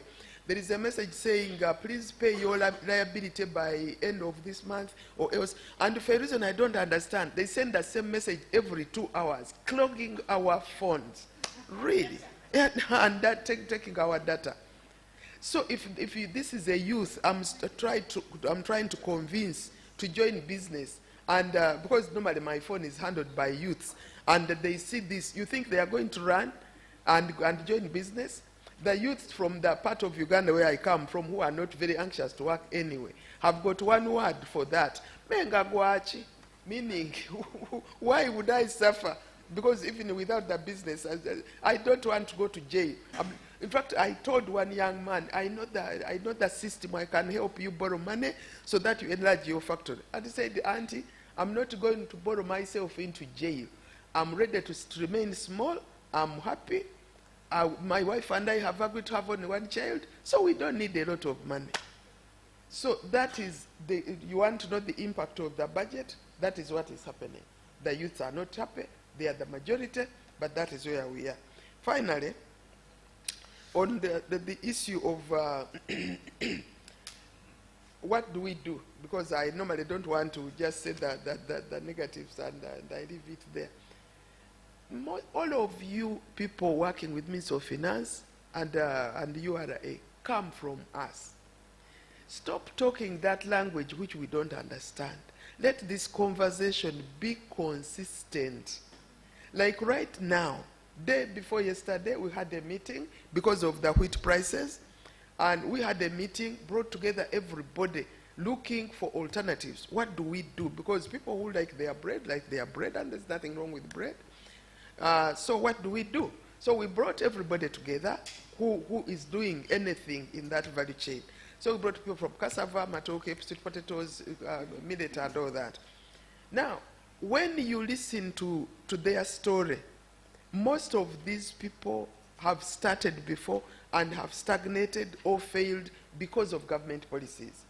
You all remember the story of the Angule beer when the government changed its mind and started overtaxing Uganda breweries, and Uganda breweries did not buy the cassava after those people had grown the cassava. Then you also know about the Epuripuri story. All this was supported by government. Then we somehow, one arm is supporting the increase in production. Then Ministry of Finance and URA are there waylaying everybody, making sure everybody falls on their way to success. So we are not happy, but the thing to do is very simple. Let us talk. Government said that from now on, according to NDP 3, we should go program by program, and Maif said everything should be value chain by value chain. Let us all sit together, set up this value chain, prioritize those areas which we want to prioritize, and agree on areas to be taxed, when and how. I thank you. Thank you very much for those remarks. She's always very passionate about what she's talking about. And I think key to what you've said, they should communicate exactly what needs to be done in terms of taxes. We need to, the URA shouldn't be the judge and the jury. There should be other mechanisms to ensure that any disputes within the tax system is carefully channeled. There is also not enough funds, although in the budget speech, the minister said that the private sector had stimulated the post-recovery funds that had been availed to the private sector had stimulated the economy, and we had seen those are the drivers for the growth of our economy. But you disagree with that. But I just want to tackle your mind on the agricultural sector specifically, because we have been given about 1.4 trillion to promote agro-industrialization. The parish development model, the anchor of the parish development model is the agricultural sector. We are saying if we ensure that the farmers have the right seed, they have fast maturing seed so that they can produce the food that is required, people will have food. We address issues of food security. We also address issues of supply in the market. That will also have an impact on prices. We also see that the Agro-Industrialization Fund is talking about building storage facilities in the local communities. So we need, that is really good to stimulate agro-industrialization. Is that enough? Is that enough? What more should be done? Because government is saying they have put a Myoga funds, 100 billion. They have put SME recovery funds to support post-COVID recovery and other issues. They have also put there a couple of, I could get the numbers specifically, more than 100 billion on that. So what should be done? Because we can't constantly criticize. So how should government or the private sector work together to ensure that we're able to harness this 1.5 trillion that has been given to us in agro-industrialization, especially along value chains? Okay, two things. First of all, Uganda was not discovered yesterday. These parishes are already there, and they are doing something. So whatever policy we go in with, we should consider what they are already doing. I'll be specific. Most of you have of late learned to take ginger with your tea. Kyabadaza parish in Butambala is the headquarters of ginger in the whole of the Republic of Uganda. If we do our homework, like somebody suggested, my chairman suggested that we work together. If we work together, for Kyabadaza, we already know what we want. We already have the seeds. We even have the experts. There are no ginger growing experts outside Kyabadaza. So instead of going in there and behaving like the parish has just arrived and everything has to rotate around this, let us respect what is there and grow onto that. Because we are not all going to go back to school. We are going to continue being there after this and the Myoga have come and gone. So, one, when planning for this parish, don't leave out the private sector. Because the people I'm talking about who are doing the ginger are private sector. They are already there. But when I was there, it so happened that the MP was there and the lady MP was there. When I was talking, the whole crowd was looking at me like I was speaking German. You know, because I asked them who attended the meeting for the parish development model. They didn't even know what I was talking about. So who is a member of the parish development model? Nobody had an idea. So I left. And of course, after the meeting, everybody wanted to know more. And I'm like, never mind. I'm sure the government will come. But why would the government be working without the private sector? So work with one. Let us work with the private sector. Then two, if the whole idea is to monetize, let us respect the choice of the individuals. You know, we are talking a lot about cooperatives. Every parish, you should belong to a circle. We are not all going to like become born again, and everybody, so that we all go into that circle. I, for one, I don't think I'm ready to go into any circle, because that is not the way I was brought up. I grew up with cooperatives. They died. If we are going to set up cooperatives, let us prepare them to receive us. But in quite a number of places, the cooperatives are not there. The people who are there don't even know what you are talking about. You are leaving out the private sector, which has already invested there. So, develop the system. One, don't leave out the private sector. Two, develop the system. Those are the two ideas I want to give for now. Thank you very much. Yes, good luck. Yeah, thank you very much for that question. I think that's the most important question for all of us in the private sector. How do we ensure that we make the best out of the 1.4 trillion for industrialization? Okay, we need to look at the detail to see exactly what this 1.4 is going to do. If the 1.4 is looking at storage facilities, we need to see that the storage facilities are thinking about all the different value chains. If you are thinking of silos, it might not mean much to some people who are into fish. Fish is looking for a cold storage. And after you have done that storage, we are going to think about logistics. How does this move from one point to another? Agro-industrialization is beyond just the machinery at the factory or at the small cottage industry. So we have to look at the entire value chain of these value chains to be able to tell what industrialization or infrastructure we're putting in place for the entire value chain to work well. So, that of the issue of the cold chain, is it being considered? I like the idea of warehouse receipting, and I would want to see this one linked into the banking system, because I have put my so many tons of chicken in the cold room somewhere. I should be able to access a loan against my items. We want to see those linkages. I think it will work so well if we can have an aggregation of value chains also.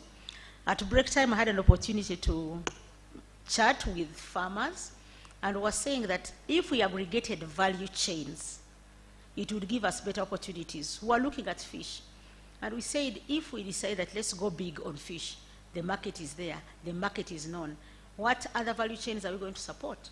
We are going to support the education value chain. The youth will learn fish knowing that we need somebody to clean the fish, to cut the fish. So TVET will not be an option. It will be one of those things you say, I have to go for. Instead of someone saying, okay, I've not passed, now I can go to TVET. And we have to change that mind of agriculture is for the uneducated, the failures, the retired, the ones who have lost their jobs. I think that is going to have to change so much, because agriculture is a profession. There is a lot of science involved in that. So we can no longer dedicate it to every Tom and Dick to do it. You must have the knowledge of how agriculture actually works. So aggregating the value chain is going to be key. With our fish example, we're saying we'll be able to support the apparel industry. They will have to do the food grade PPEs. They would have to support the food industry. They have to feed the people who are working in the factory. So as we think about industrialization, thinking about the value chain, but integrating the value chain is going to be very key. To do this, we are going to call upon the other priority that has come in, the digitization. Being able to have real-time information. I want to produce this and I need these raw materials. Where do I get them from, and they are at what cost? Through a click. And once I click and I am able to tell they are here, I should also click to get the logistics to bring them where I need them. I don't think we still have the time to do everything physically, go and check if the beans are there, how much, what, no. We are going to have to go digital. But now, there was no increase in taxes, but the cost of data, I wish there was a decrease in that, so that since we are promoting digitization, then people can afford to communicate online. But there are people for whom that is becoming an obstacle, and they are kept out of this market that others are actually enjoying. Now I look at another issue, especially that she raised, the issue of Samona, the issue of taxes and stuff like that. Now that we have to look for 50% of the budget, this budget has to come from us. Compliance is going to be very, very necessary. And for those who are not compliant, they will not cope in this business. So we are likely to lose out some of the people that were supporting certain value chains. So we have to invest, we have to move back quickly, that URA becomes a friend, starts working with us to ensure that we are compliant, so that it does not come to punish those who are not, because that could even send a bad, it will send a bad image already. So compliance will be very necessary for us to get more. We need to get more milking cows in the kraal, yes, but we have to invest in ensuring they can be milked. There are people who already know that once you declare, you will never do business. How do we change that? We want to see you are engaged in research also. If someone is claiming that every time they declare the truth, they are not making money, do we have a paper that is contrary to that? Because when you set these taxes, whether there's an increase or no decrease or anything, maybe some taxes are already choking that we have not researched it, and now people are either giving up or doing shortcuts, and the milking cows are going to remain very few, and they'll also get tired and maybe retire, because no one is actually feeding the milking cow. Thank you. Thank you, Prof. For those remarks. Our mindset is key even for our tax authority and how they look at the agricultural value chains. I think we have been honored to have a representative from MAIF representing the permanent secretary, Mr. Deus Muhezi, please come to the podium. Thank you very much. The floor is yours, and as you get to sit, I will be asking you the questions that the panel was expecting the PS to answer. So, Mr. Deus, we are looking at the budget from the agriculture's perspective. We are looking and seeing, have we put in place enough to support the commercial agriculture, agro-industrialization? We see that Emyoga is the pillar, first pillar for Emyoga parish development model is the agriculture. We see that they have made investments. The agriculture credit facility has been capitalized. We see UDC has gotten funding under the 1.4 trillion agro-industrialization allocation. We see Emyoga is supporting the youth. Again, it is about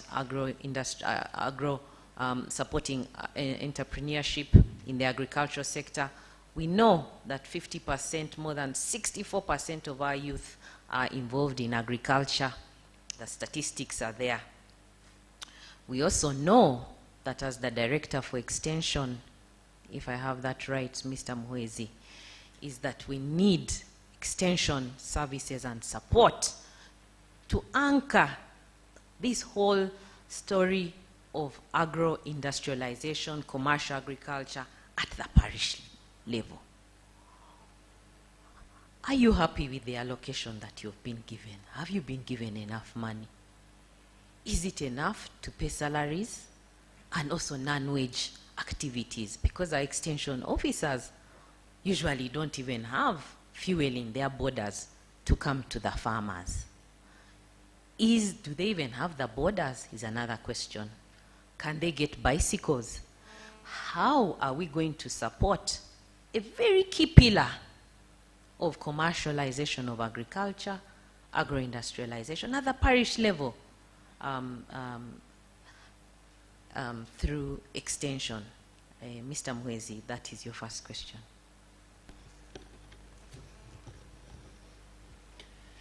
Thank you very much, moderator, colleague, panelists, who I'm quite familiar with. All protocols observed, distinguished ladies and gentlemen. Once again, my name is Muhezi Deus. I work with the Ministry of Agriculture, Animal Industry and Fisheries as the Director for Agriculture Extension Services. I'm representing the PS here, Major General David Kasura. He traveled on official duty on our behalf. He's in Chigari attending the Chogam, so he's not able to be here. He asked me to represent him. But I'm also a bit late. No, not a bit late. I'm also late because I had to go and open another important meeting at Imperial Royal. And then after that, I thought I would join in. And nevertheless, I'm here. And I'm glad to be here. Quite a number of issues the moderator has raised, including those that I found my colleague panelists discussing. And I want to chip in a few things. One is that under the agro-industrialization program and the NDP3, we are working on the program approach. And the program approach means that the theme of agro-industrialization, it is not only Ministry of Agriculture or the agricultural sector, or the other relevant key stakeholders like Ministry of Local Government, like Ministry of Water, like Ministry of Trade. So the resources that are there, part of those resources, are also supporting the agro-industrialization program.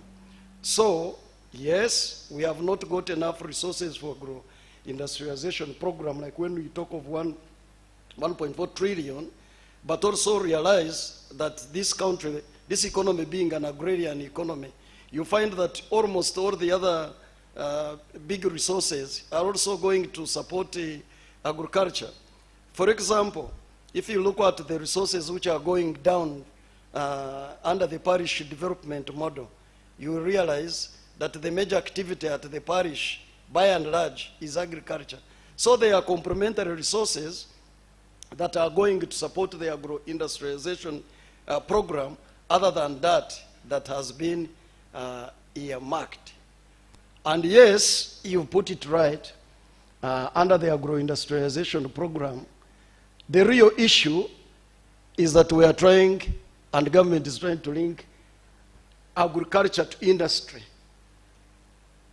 Successful stories of agriculture across the world, which we was talking about, you will find that agriculture was linked to the industry and the whole value chain approach was addressed. And basically, this is what we are trying to look at. We don't have enough resources. Yes, the resource envelope is not enough, but we think that the resources that have been provided in the budget, both for agro-industrialization program, but also through other attendant programs like the parish development model, we think that that resource put together, like you have mentioned in Uganda, what have you, we should be able to make a significant impact. And also, I found my fellow panelist, Honorable Senior, talking about the parish development model.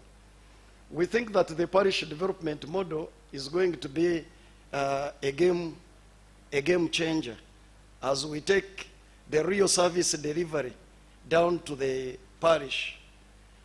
And one thing that should be noted and clarified is that when we talk about the 100 million, for example, which is going to a parish, it doesn't mean that that is not the only money that is going to develop agriculture at the parish. It doesn't mean that other government programs are going to stop. We have got resources, over 34 billion allocated under coffee. Coffee is not grown at the district or at the center, it is grown at the parishes. That money is going to support. We have got resources in the Ministry of Agriculture. I have figures here. I will be taking through how we have prioritized. The resources will still go to the what? To the parish. So the 100 million is only going to leverage other public resources, including those of the private sector, that are going down. And when I came in, I thought I should also clarify this. I found Honorable Sechitoriko talking about beneficiaries of the parish development model having got to belong to an enterprise or to a group or to a circle. I want to clarify that what is going to happen is that that money at the parish is not going to be received by a circle. It's not going to be received by a farmer group, but it is going to be received by an individual household. And one of the criteria for an individual household to access this money is that he or she must belong to a group, to an enterprise group, to coffee, to cotton, or to any group. The reason being that we want the beneficiaries to be those who are already engaged in productive activity. And productive activity, which is a bit clustered, because we don't need scattered, we don't want scattered the production for purposes of aggregation. So we want that individual to benefit who is belonging to a group, but the group itself is not going to go to get the money. And the individual in the household who gets this money is either the head of the family, who is a man, or his wife, or a son who is involved in any group, or even a disabled, because some percentages are there, but who belongs to a group. So in a household, it doesn't mean that the money will be got by the head of the family. Each household, an individual will get the money, but it does not necessarily mean it is the man, it is the wife. It can even be a youth, but coming from a what? A household. That is how that money is going to be accessed at the parish level. And we think that this will make significant impact. And if you allow me, if you think I have some little more time, because I didn't know the procedure, I can give you some little of how we are prioritizing, for example, money at the center to support the agriculture commercialization agenda, and also to make sure that we leverage activities at the parish development model. First of all, I will not go in the figures since this is a discussion. Let me tell you the priorities we have made. One of the priorities that we have done as a ministry is farmer education and therefore extension. We believe that the parish development model will only be a success story if the extension workers are up, active, reaching and teaching farmers. And these extension workers, we have them at the district, we have them at the sub-county. And in each of these districts, we have an agriculture officer, we have a veterinary officer, we have an entomologist, and we have a fisheries officer. And some districts have gone ahead to recruit an irrigation officer. So we hope that these extension staff will be able to reach and support the implementation of the parish development model. And it is also not true that these extension officers are poorly facilitated. They are also employed like the basket of other Ugandans are employed, because, for example, every district, we know that we have given them with support from IFAD. We know that we have given each district a double cabin pickup, and so we have given motorcycles up to around 7. They also have challenges, but by and large, logistically, they are a bit supported. And on top of that, Madam Moderator, as government, what we do, every year, these district extension staff, we give them some grants. One, we give them an extension grant, which is about 40 billion per annum. We send it there. We also give them the production and marketing grant. And now even under the parish development model, we are sending them to support the parish development model. This financial year coming, we are sending them, each district, I think 10, we are sending them 10 billion on top, over and above what they have. So within the resource envelope, like any other public servant, that is how they are. And what I want to tell people here is that these extension workers, recently I interact with them, they are very big brains. They are professionals in their own right. They have degrees and masters in veterinary, in agriculture. So they are subject matter specialists. So if we give them more support, and this kind of public discussion is advocacy, if we give them more support and we realize their importance, we think that we can have a very meaningful impact and cause a very big dividend to our economy. I thank you. Thank you, Mr. Muhwezi, for clarifying that and explaining quite effectively on how the extension system is facilitated and supported by the budget, and explaining also the parish model.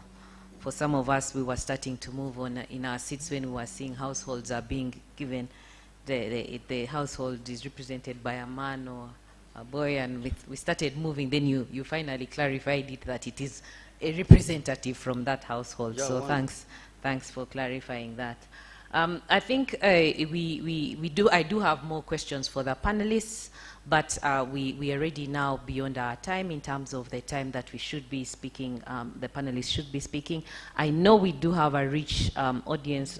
We have representatives from the Private Sector Foundation and others and the private sector at large that have contributions to make. I don't know who has the microphone. Can you those, I would like the audience to participate. The panelists are here. We have, you can direct your question to a specific panelist, or just raise an issue, or even a contribution on what the private sector can do to ensure that we see commercial agriculture contribute better to this economy. I think it's never something that is a quick fix. It's not something that can be done in one discussion. It's not something that perhaps could be replicated easily. and I think the audience appreciates that. But I think it is good that we should hear, voices should be heard, and share your views. So I'd like, who has the microphone? And I'd like, I will ask 6 questions, and then after that the panelists will respond, and then we can have any other. So I see quite a number of hands. We'll start from there to my left. And on that table there are 2 gentlemen. Then we'll move to the next table and this table.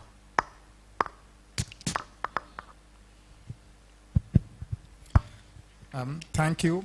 My name is Sam Watasa. I chair the Trade Core team. I have moved around this country quite a bit, and especially doing some work in the agriculture sector. I just note a few things that I want to pose a question about. One is that the contextualization of public sector funds into private sector production is usually not synchronized. I went across and looked at different areas, West Nile, Southwestern, and Central Uganda, especially tracking interventions by Operation Wealth Creation. And while farmers would prepare their gardens, they took a while waiting for inputs. But inputs are subject to government releases which are quarterly. These government releases that are quarterly are not matched with our agriculture production cycles. So how do we intend to fix this problem to make sure that the funds disbursed under the parish development model will respect the production cycles in our agriculture sector? Because we will end up with spending money on people when the production cycle has passed. Number 2, I have also looked at the Markets and Agricultural Trade Improvement Program that was implemented through the Ministry of Local Government. Grinding mills were built across sub-counties, and they come with storage facilities, fairly modern, and they are powered, some of them by electricity and others by other sources of energy. Quite a great number of these facilities are not functional to date. Part of the problem lies in what was categorized as a sub-county, one grinding mill, one sub-county. Eventually, the grinding mill finds itself in a town council. And the town council looks at the grinding mill as a source of revenue for the council. And so bids it out for someone to run and give them money. As a result, the operational aspects of these facilities rendered them irrelevant for the purpose that they were set up for. This money was got from Africa Development Bank. How are we going to get around this through the new industrialization parish development model arrangement to make sure that whatever we put in place, whether it's industrialization or value chain services, remains for the purpose that it was, and then does not become a source of revenue for the same public sector that is trying to support the farmers. Thank you. No particular panelist. Whoever can pick up can provide a brief. Thank you, sir. Thank you, sir. Yeah, thank you very much. Jemba Kanakulia Mrondo from Kasita, Uganda. First, I would like to echo the fears of Dr. Sechitoreko. We've had a number of traders and importers and industrialists receiving threatening, I would call them threatening messages from URA, like Samona, who has been identified by Dr. Sechitoreko. This is detrimental to the economic development of this country. If someone is being threatened by 5 billion in penalties or post-audit post-audit demands from URA. We have seen a number of Chikobo traders closing their shops because of such threats from URA. So there is really a big call from government to intervene at this level before things get out of hand. On what has been discussed by the panelists, I wonder, because we are having a number of allocations and all being identified with one area as a key intervention into the economic development of this country. And I feel if nothing is done about how the implementation is going to be done by the ministry and government, at that, we might ending up getting nothing out of the allocation towards agriculture. We haven't seen much being done on the side of the interveners or intermediaries who are dealing directly with the beneficiaries of the parish model. How organized have they been, or how much have government done to organize them in order to facilitate what is done? Yes, the parish model are going to get the money like our brother here has said, but how much have been done for the intermediaries who are dealing directly with them, are organized, and how they can make them benefit directly in this case. Then secondly,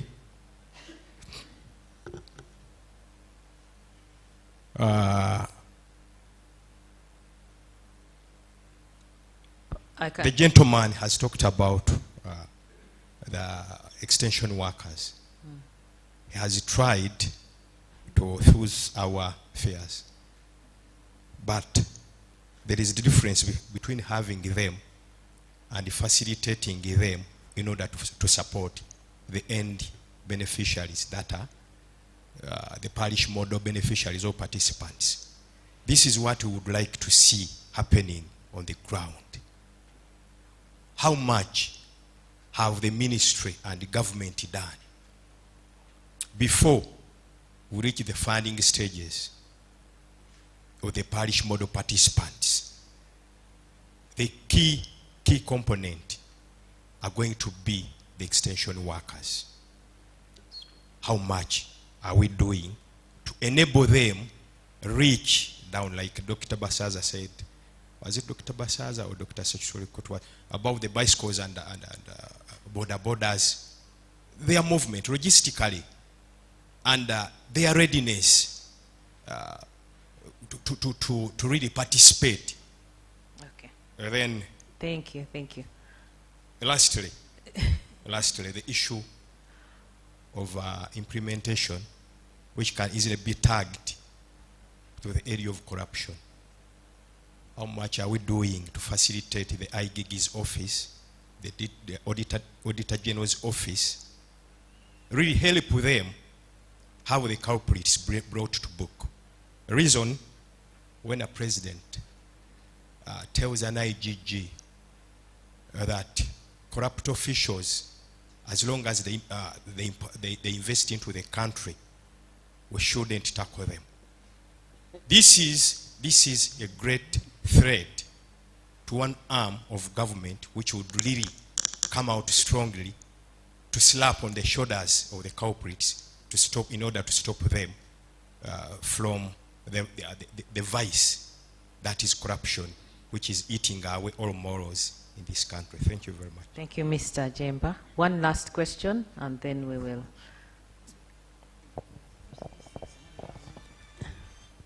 Thank you, moderator. I'm by names of Twesiga Sosim. I'm the CEO of Farm Uganda. Farm Uganda is an agro-processing company which is based in Kidianongo district. We mainly partner up with smallholder farmers who grow crops of our interest. We buy from them, add value, and then supply our composite markets.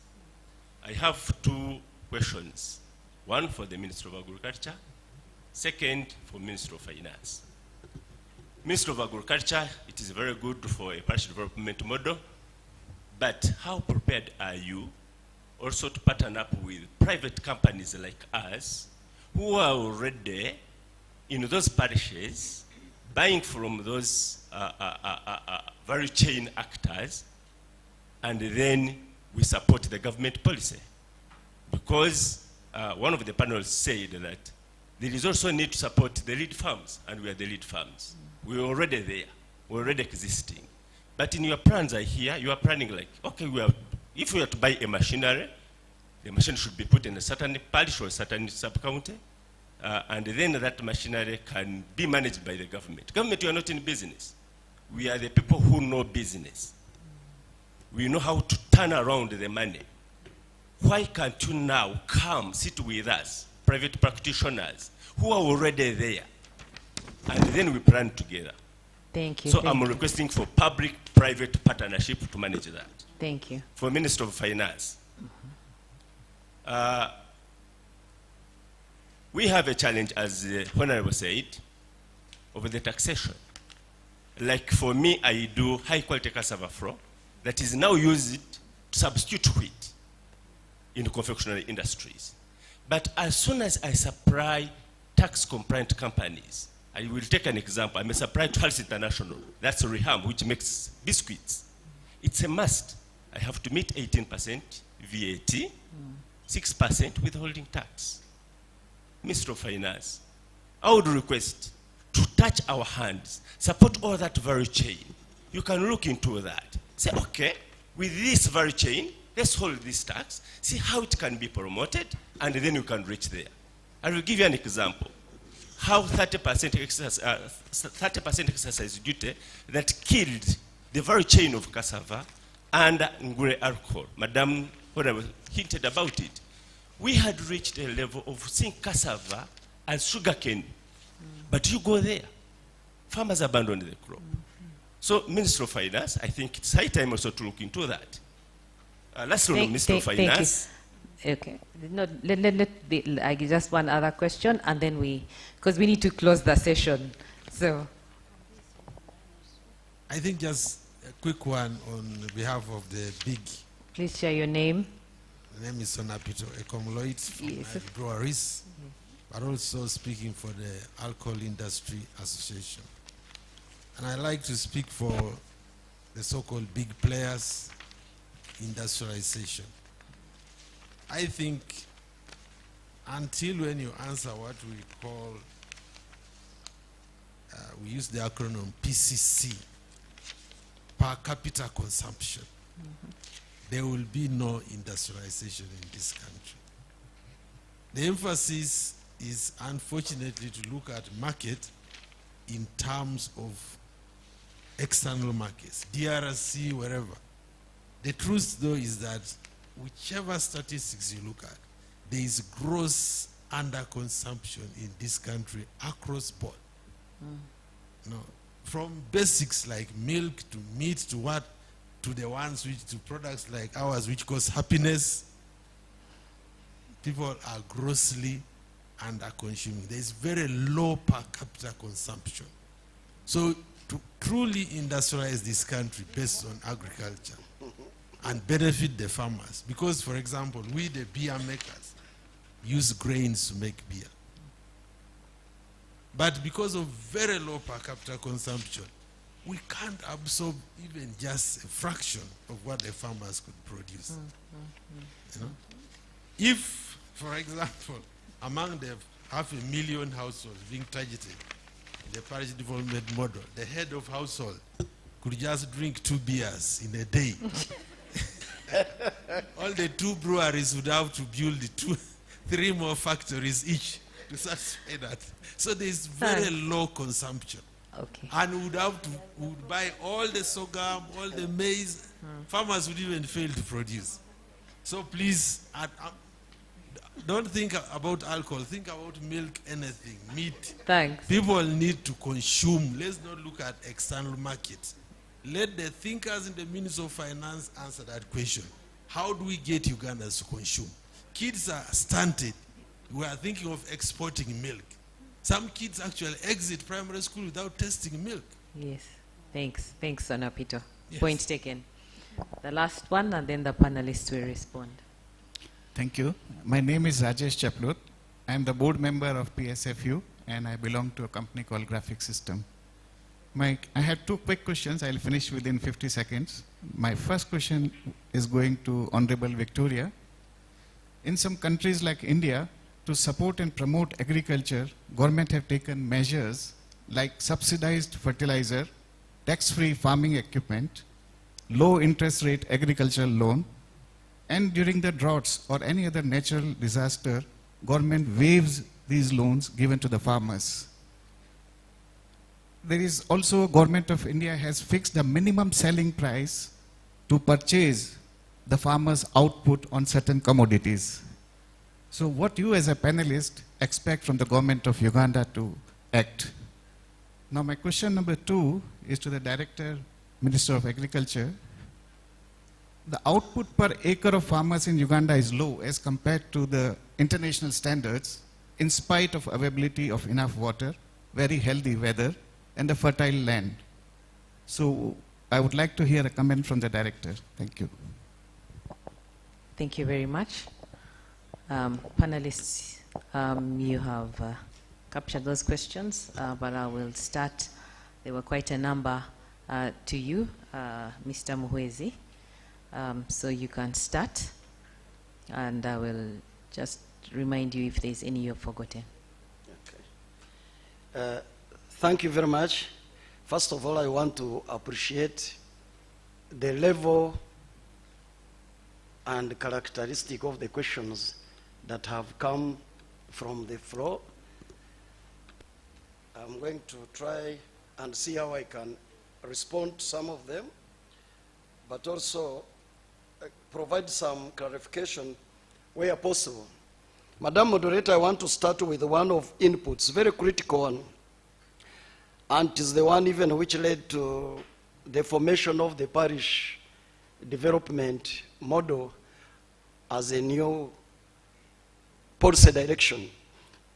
There was complaint, as he raised, that the inputs come late, there is a corruption, the wrong inputs come to wrong the places get wrong inputs, all that kind of stuff. So, what has government done? The clarification I want to give, and even under the parish development model, is that come this financial year, government is moving away from the provision of free inputs. What is going to happen is that, for example, under the parish development model, if you are engaged in an enterprise, it will be your responsibility to go and source and buy the inputs yourself as appropriate. I mean in terms of timing and quantity. The only role of government is going to be twofold. One, to make sure that we certify and give information about the sources and the quality of the inputs. And this is going to be largely the role of the extension worker. So come this financial year, government is moving away from provision of free inputs. That is number one. Number two, government is not withdrawing completely. This is in line with what our participant from referring to India is.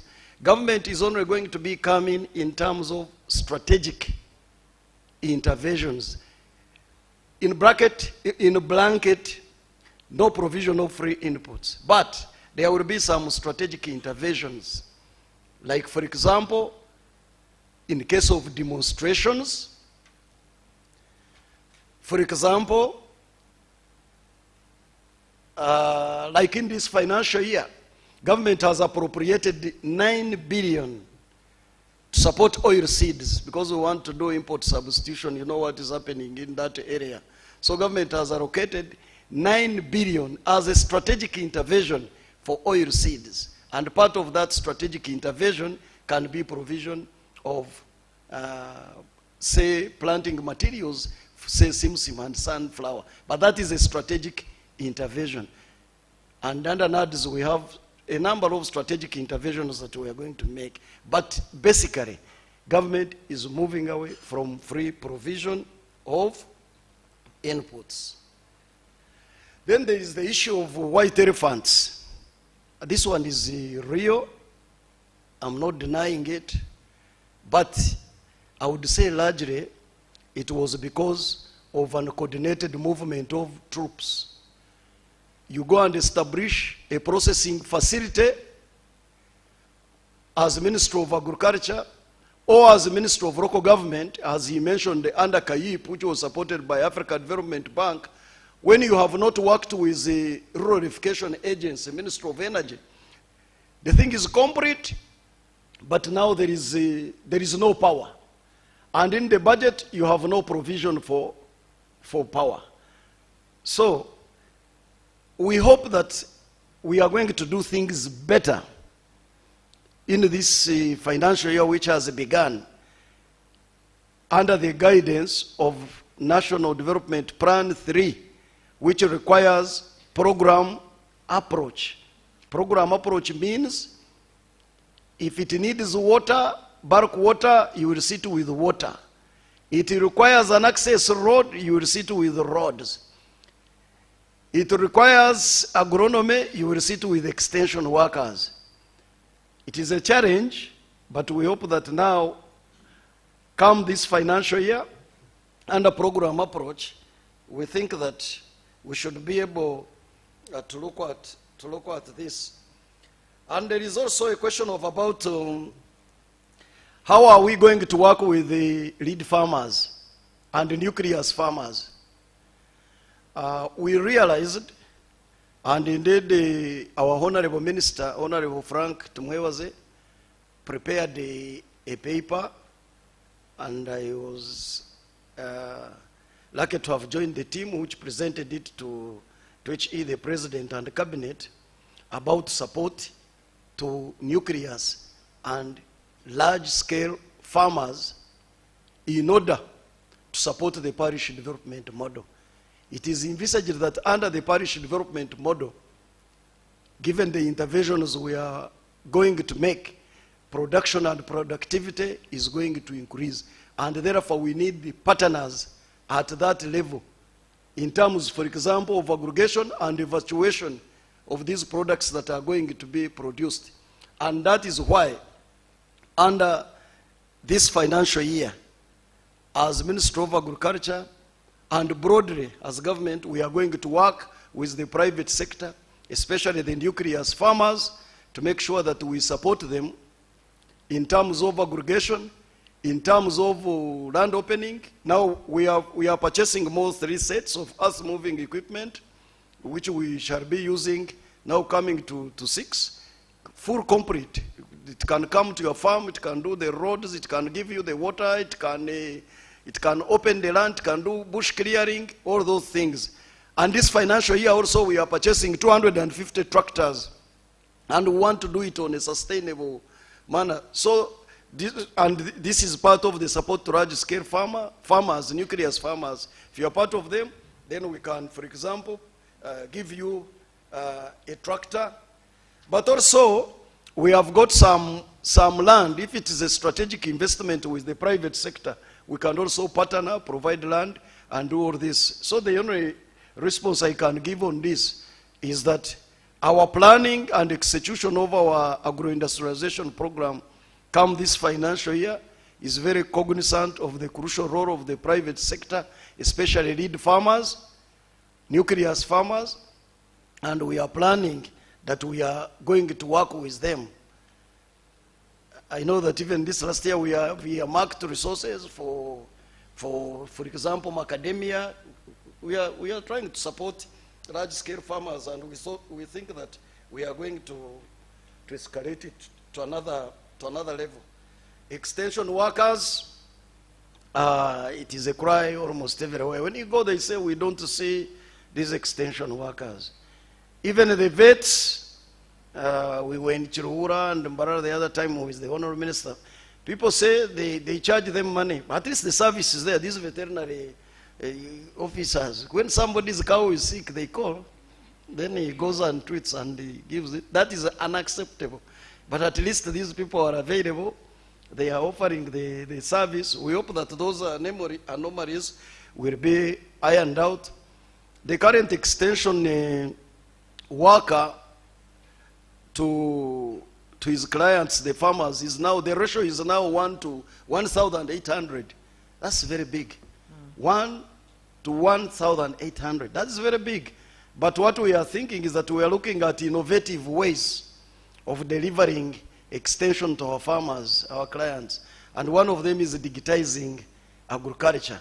These apps targeting the youth and what, and we are also going to use these barazas and what. So we think that even if the ratio is high, through innovative ways, we shall be able to reach and teach these farmers.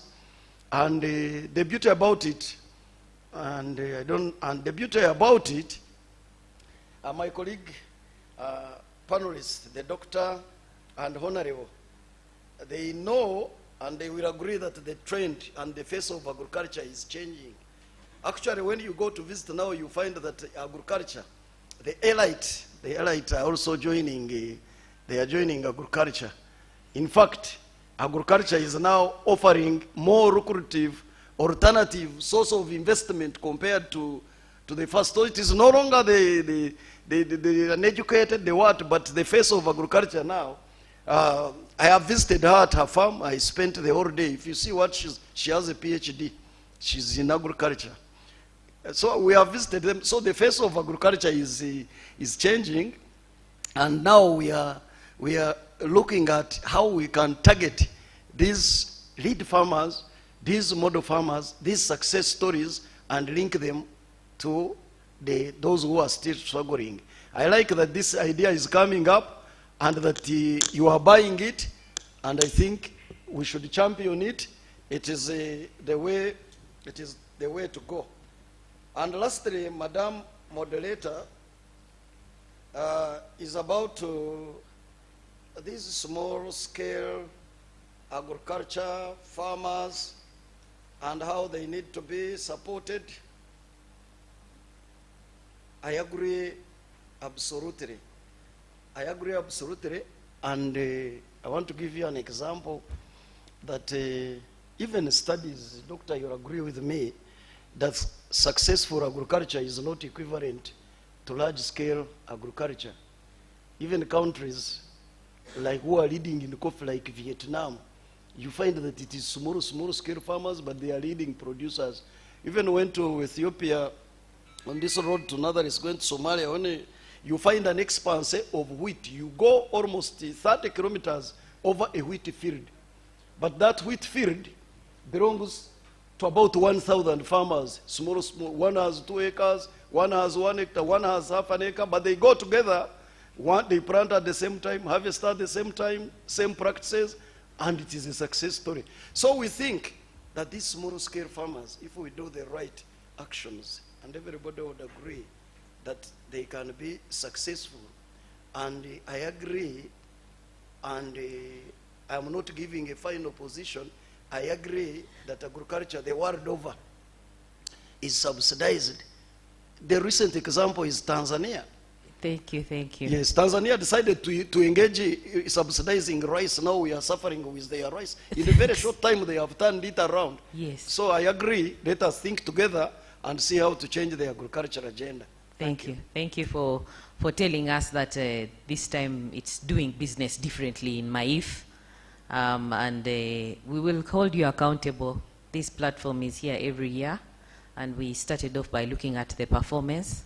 So we'll hold you accountable to the commitments made, and we're certainly excited to know that it's doing business differently in the Agriculture Ministry and working with the other MDAs. I'll now ask the other panelists, Honorable, to respond, and then Professor, and then we will conclude. I will just answer the one question which was addressed to me, and that was what should Uganda do given what India does, and China actually does it even better. The US, UK, Germany, everybody does it. What can Uganda do? Let Uganda do what they can. And what is it? just take away the taxes. Because really, when you look at that booklet, which, when you go into when you look at the amendments to the tax regime for this year, you see a page where they are talking about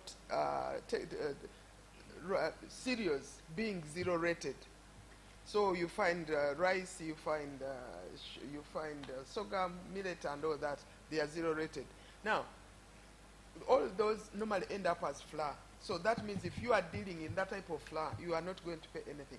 But God help you if you are dealing with cassava, it's 18%. You pay the 18%, then you pay the excise withholding tax, which is, so you end up paying 24%. Really?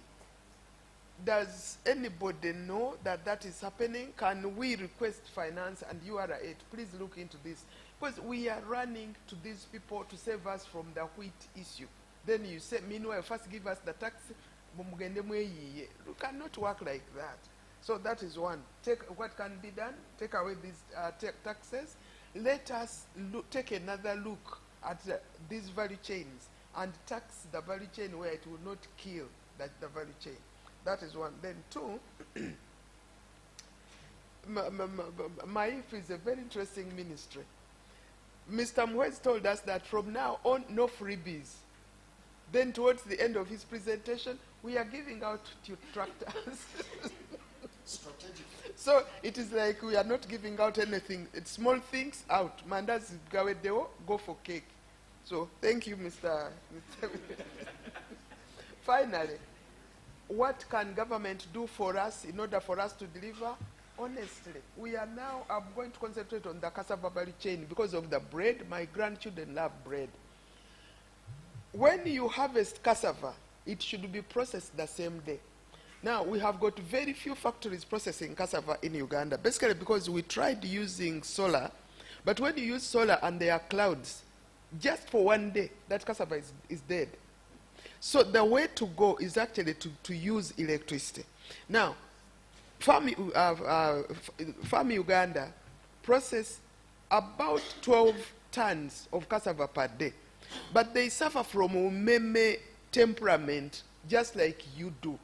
So can you believe that this manager of this organization arrives to work on 12 tons of cassava, which are standing out there, and then he's told there is no power? So that is a total loss. You don't have to talk to anybody. It is there in front of you. So what can we do? If we know what side our bread is buttered, let us prioritize an area like that. Put him on a red line. You can switch off everybody else, but don't switch off perishable industries just at will. So, two things: taxes, and then make sure of the stability of Omeme. Thank you. Thank you very much for being very succinct. 2 points are captured. Professor Goodla. Okay, thank you very much, and I want to appreciate those who had the opportunity to put up their hand and be picked for the contributions you made. To me, I feel they were not questions. We are thinking together so that we can co-create something that is good for all of us. What stands out for me is it came out from two people: the issue of increasing productivity, whether it's productivity at your industry as a lead farmer, whether it is productivity on the farm itself. And this is very important, especially now that we have Minister of Agriculture. How do we increase productivity per unit area, productivity per unit of time? I think that is one thing that is going to make us stand out. And as we think through everything, if the factory is making less and less, it will not buy more. So I think that is going to be very key for all of us to handle. The second issue that I think I would want us to follow, especially as private sector foundation, the issue of positioning the lead farms along the parish development model in a more systematic way. We can decide to leave it to the lead farms to go and find the parishes where they are, work with those people, but if we did it in a very systematic way, I believe we would achieve more. Then the issue of PPP, this entire, we are going to deliver the Uganda we want, and we all have a part to play. There are many things that may not be working, but there are those that are working. Instead of looking at the half-empty glass, let's look at the half-full glass and make the best out of it. But we are going to require a lot of contributions from different angles. I want us to see how the media comes in to bridge the gap on so many things. We have the media where you go. For example, this was a very important dialogue, and I'm just asking myself, there are people who need to get this information from the representative of the PS now, but maybe they haven't gotten it. How are they going to get it? They are not on TV. How are they going to get it? I think decentralizing the media in our digital channels that we are proposing here and there should come out as a priority. So that people have the same information at the same time, and we are all moving together. At times you are more enlightened than the people you are following, and you end up going back to be at their level, yet we need to be at the same level. Thank you so much. Thank you, PSFU, for always giving us the opportunity to share. And I pray that we work so hard, especially in our sectors, and also linking the sectors. We shouldn't only meet now, we should be meeting even more often, so that we are getting to know these things and positioning ourselves to contribute and be counted as those people that built this country. Thank you. Thank you very much. A big clap to our panelists. I think we have done justice to the budget and the key issues that are affecting the agricultural sector. We can't discuss these matters exhaustively. We have talked beyond our time. But thank you to the panelists. Please clap for them. And thank you very much to the Private Sector Foundation once again for giving us the opportunity to discuss these matters. Thank you very much, Dr. Birungi. Please, some applause for Dr. Birungi and her panel. Thank you so much. It was really an interesting discussion, and it's more interesting in actual a negative sense to know that our vet and extension workers, we are at a ratio of 1 to 1,800, yet we have thousands of graduates of agriculture unemployed, isn't it? So how about a national youth service? Attach these young people to some lead farms and let them run on the farm, because again, extension work, you need to know what exactly is happening at the farm. But also, we need to know who is producing what and where. It's, I think, another gap that probably MAIF and other public sector actors need to work on. So without much ado, allow me invite Mr. Sam Watasa, who is the chair of Trade Core Team, PSFU, to chair the next panel, which will be discussing on the national budget on entrepreneurship, industrialization, and trade. Mr. Watasa has moved out.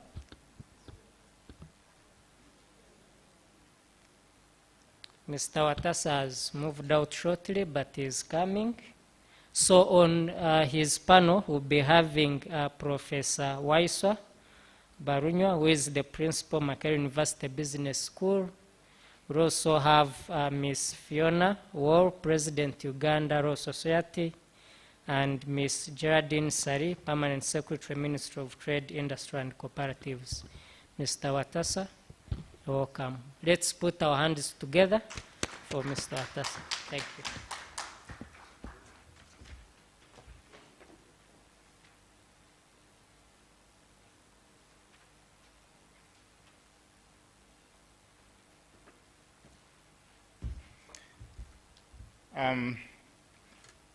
Thank you, PSFU. Ladies and gentlemen, my name is Sam Watasa. I chair the Trade Core Team at Private Sector Foundation Uganda. And I'm privileged to have been requested to moderate this session. Our session has two panelists who will be online. The two panelists who will be online are Professor Waswa Balunywa, Principal, Makerere University Business School, and Geraldine Sally, Permanent Secretary, Ministry of Trade, Industry and Cooperatives. One panelist will be physical, and that is Fiona Wall. So she's going to have a hand clap as she walks here.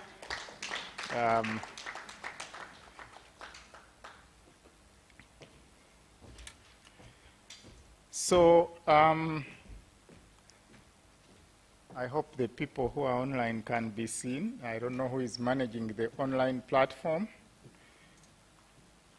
We are going to be talking about reflections on the budget in the context of entrepreneurship, industrialization, and trade. And to start this forum, I'll just point out a few areas in the budget itself that was presented recently. To contextualize the budget, there is budget strategy, and to this I point to number 3, speeding up socio-economic transformation by repurposing the budget towards wealth and job creation, as well as other impactful investments. When you go further into that budget speech, you will find implementation of the parish development model to create wealth and jobs as the major locus for it. Therefore, the context of the panel and the areas I will want the panel to help us understand originate from this background. Yes, we are online, and I think Professor Waswa Balunywa is online.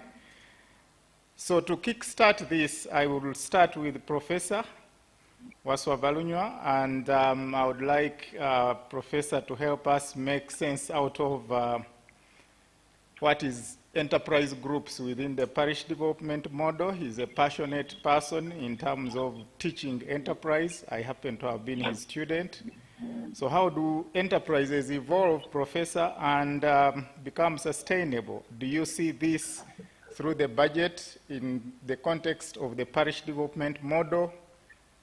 And how shall we achieve these enterprises? Because there is, every family must belong to an enterprise group.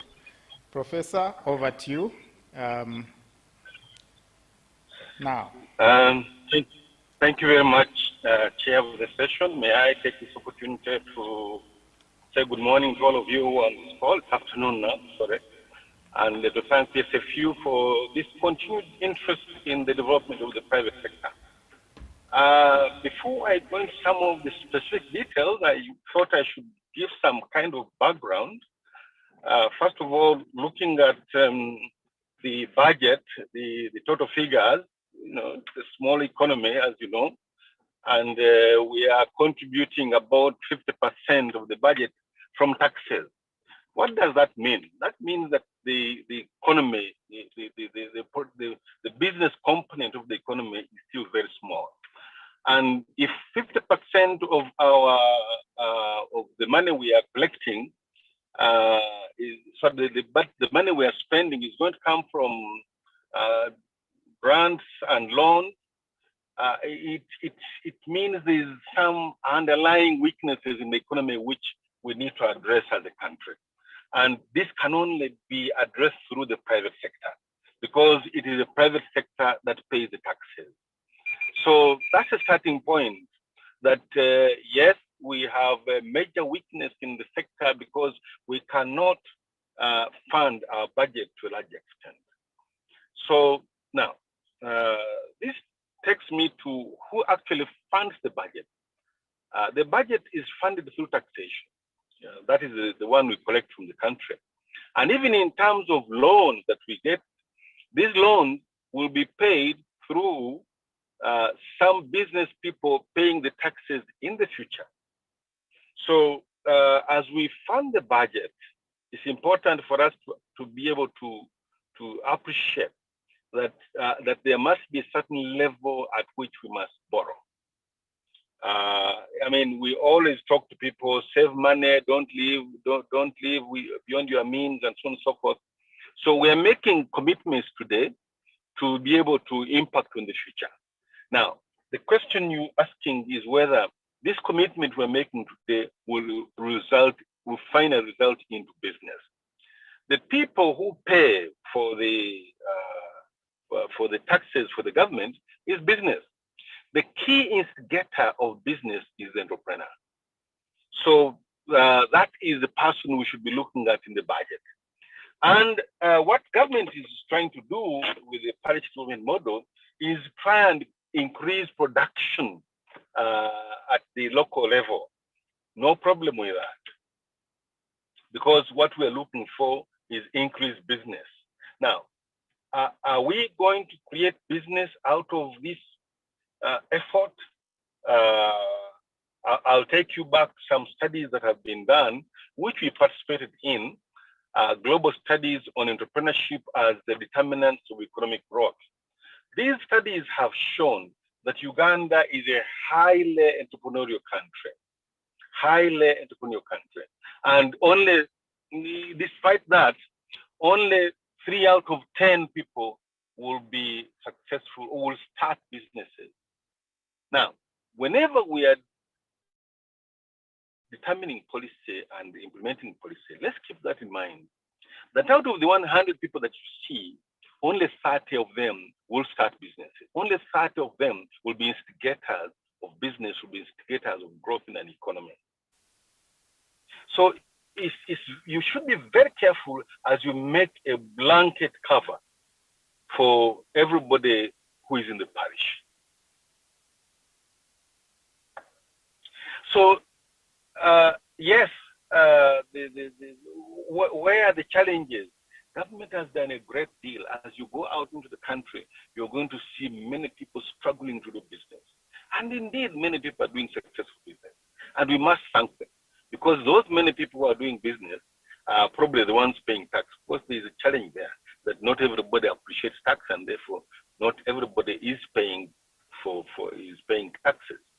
But the thriving culture of entrepreneurship in this country, you really can't doubt.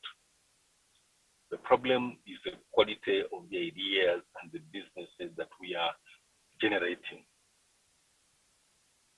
There are over 1 million border.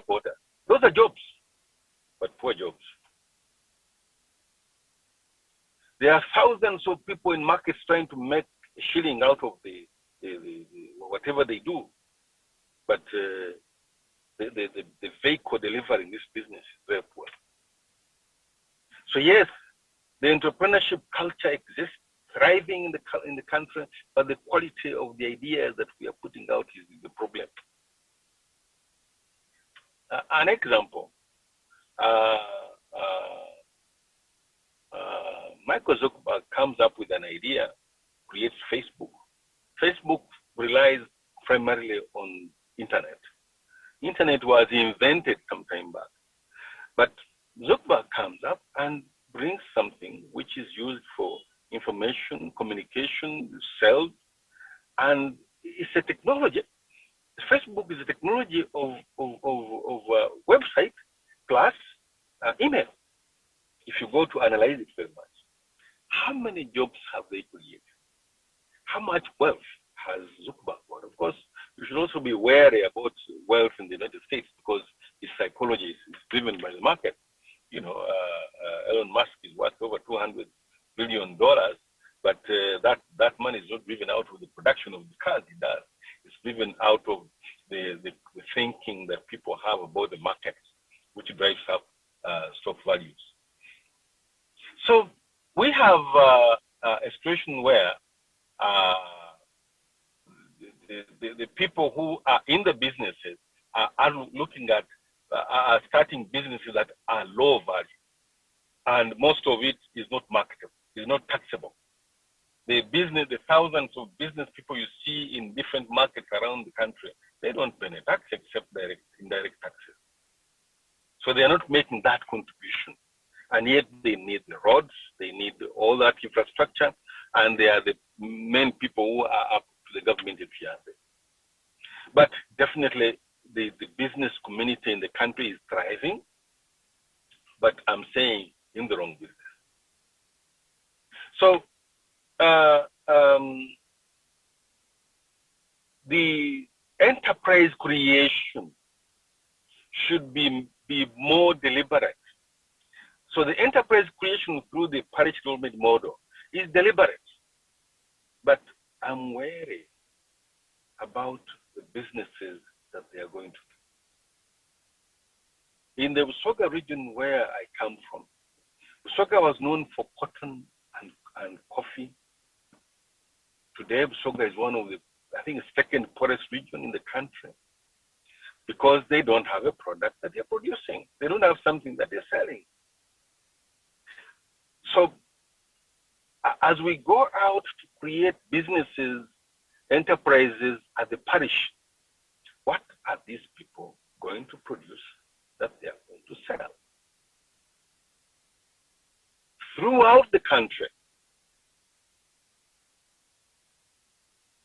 So in terms of entrepreneurship, yes, the country is highly entrepreneurial. A large number of people are doing business, but the quality of the ideas and the quality of business is very poor. What is the consequence? His Excellency the President has been out seeking investors. Why? Because the Ugandan investor has failed to make a breakthrough. I mean, just look, give me names of Ugandan investors in the last 20 years who are out there making money. Very, very few. Of course, they are, but they're very few. And the consequence is we have foreign investors. There's nothing wrong with that. The issue is are the jobs there? If they're giving jobs, yes, thank you very much. Let them come and invest. But of course, there are challenges with our laws, you know, and I'm pleased to share the platform with a lawyer, my friend, that there are challenges with the laws. The laws on how many foreigners can be in certain positions in the organization, can foreigners be at gates of shops and you allow them as expatriates, can foreigners work as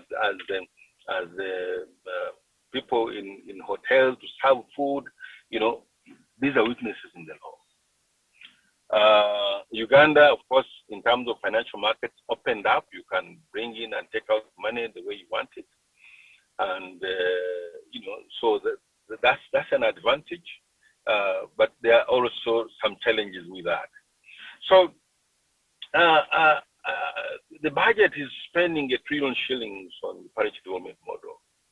Fantastic, and this is the way to go in terms of empowering people. But the question is, what kind of business are they going to do, and are they ready? And most important, have you focused on the 30%? Or it's an omnibus? So those are issues to really look at in terms of enterprise development. And what is the enterprise that you want to see develop? I am wary that enterprise may not develop. Are they ready? I'm wary that the people you want to do may be that 70% who are job seekers. Because in terms of necessity entrepreneurship, if you call it that, necessity entrepreneurship in this country is where people must go into business to be able to survive. So those who cannot grow maize and beans and potatoes on their farms for self-consumption will go out to look for things in the markets so they can survive. They're not opportunity entrepreneurs. And what is the consequence? The consequence is that we have nothing to trade. It's good the PS trade is on the call. Why do we have this current exchange rate this way? Exchange rate is a function of what you sell and what you buy abroad. I think we import 3 times what we export. Thank God we now have gold, so maybe this will improve. But I heard somebody talk about cassava. Cassava would be if we know what it is. I think the University of Gulu was doing some work in this. I don't know how far they've done with it. Maize would be something that would actually also give Uganda something to export. But what are we doing with the maize? It was being traded by Kenyans who came up in the country to get the maize. What are we doing with the what happened with the things we're trying to export to Kenya? Kenya says don't bring imports into their country, and yet we are their biggest market. So in terms of trade, we must be able to increase what we are exporting to enable us stabilize our exchange rate and enable us stop importing based on loans. Yes, we continue to import, but we must be able to have something to export. And the instigator of that is entrepreneur. And this entrepreneur needs to be enabled to export, to produce and be able to export. So, Chair, I don't know how much time I have left to speak, but I wanted to wind up here by saying that I'm not sure that the enterprise that is going to emerge out of the parish development model is going to be able to export, is going to be able to be competitive, is going to be able to be have high level of productivity in terms of equipment, in terms of the labor input into it. I'm not sure about that. But as an academician, we always have one hand and the other, and we say before you research and get some good results out of your research, you really don't have much to say about what is taking place around you. I want to thank you for giving the opportunity to speak.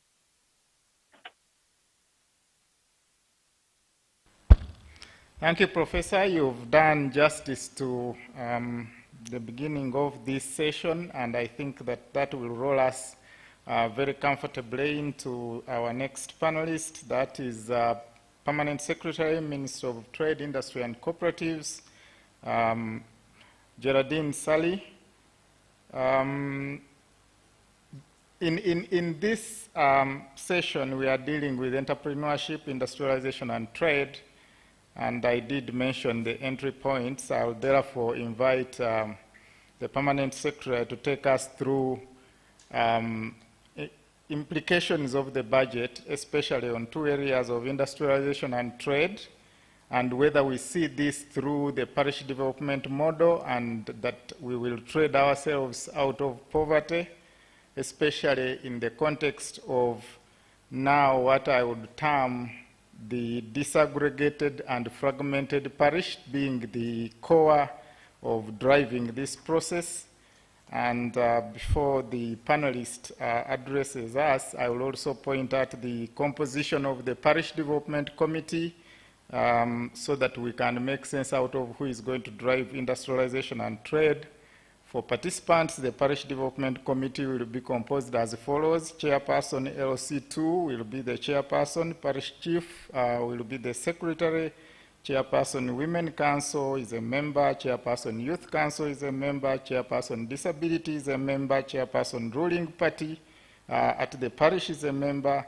And an opinion leader or chairperson of the Elders Council. Given that composition that is going to drive enterprise selection and the interventions, I invite the Permanent Secretary, Minister of Trade, Industry and Cooperatives to give us an insight in how we are going to develop trade and industrialization. You're welcome.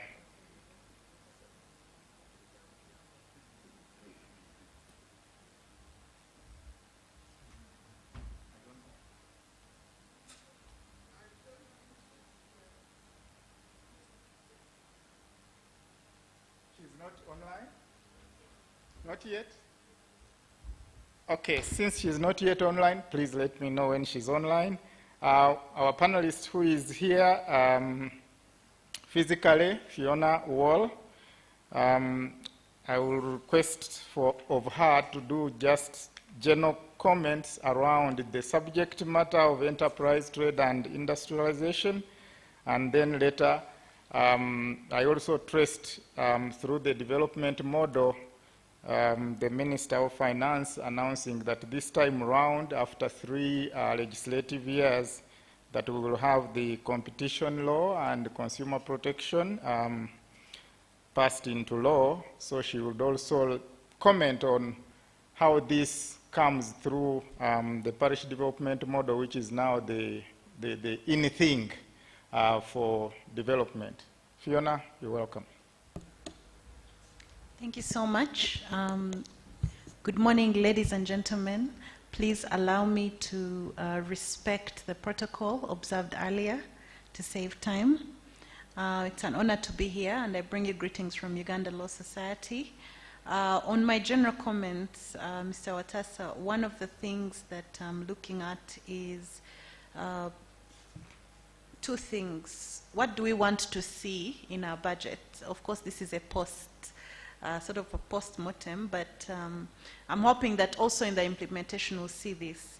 First of all, want to see consistency with the NDP3 priorities, and these are very clear.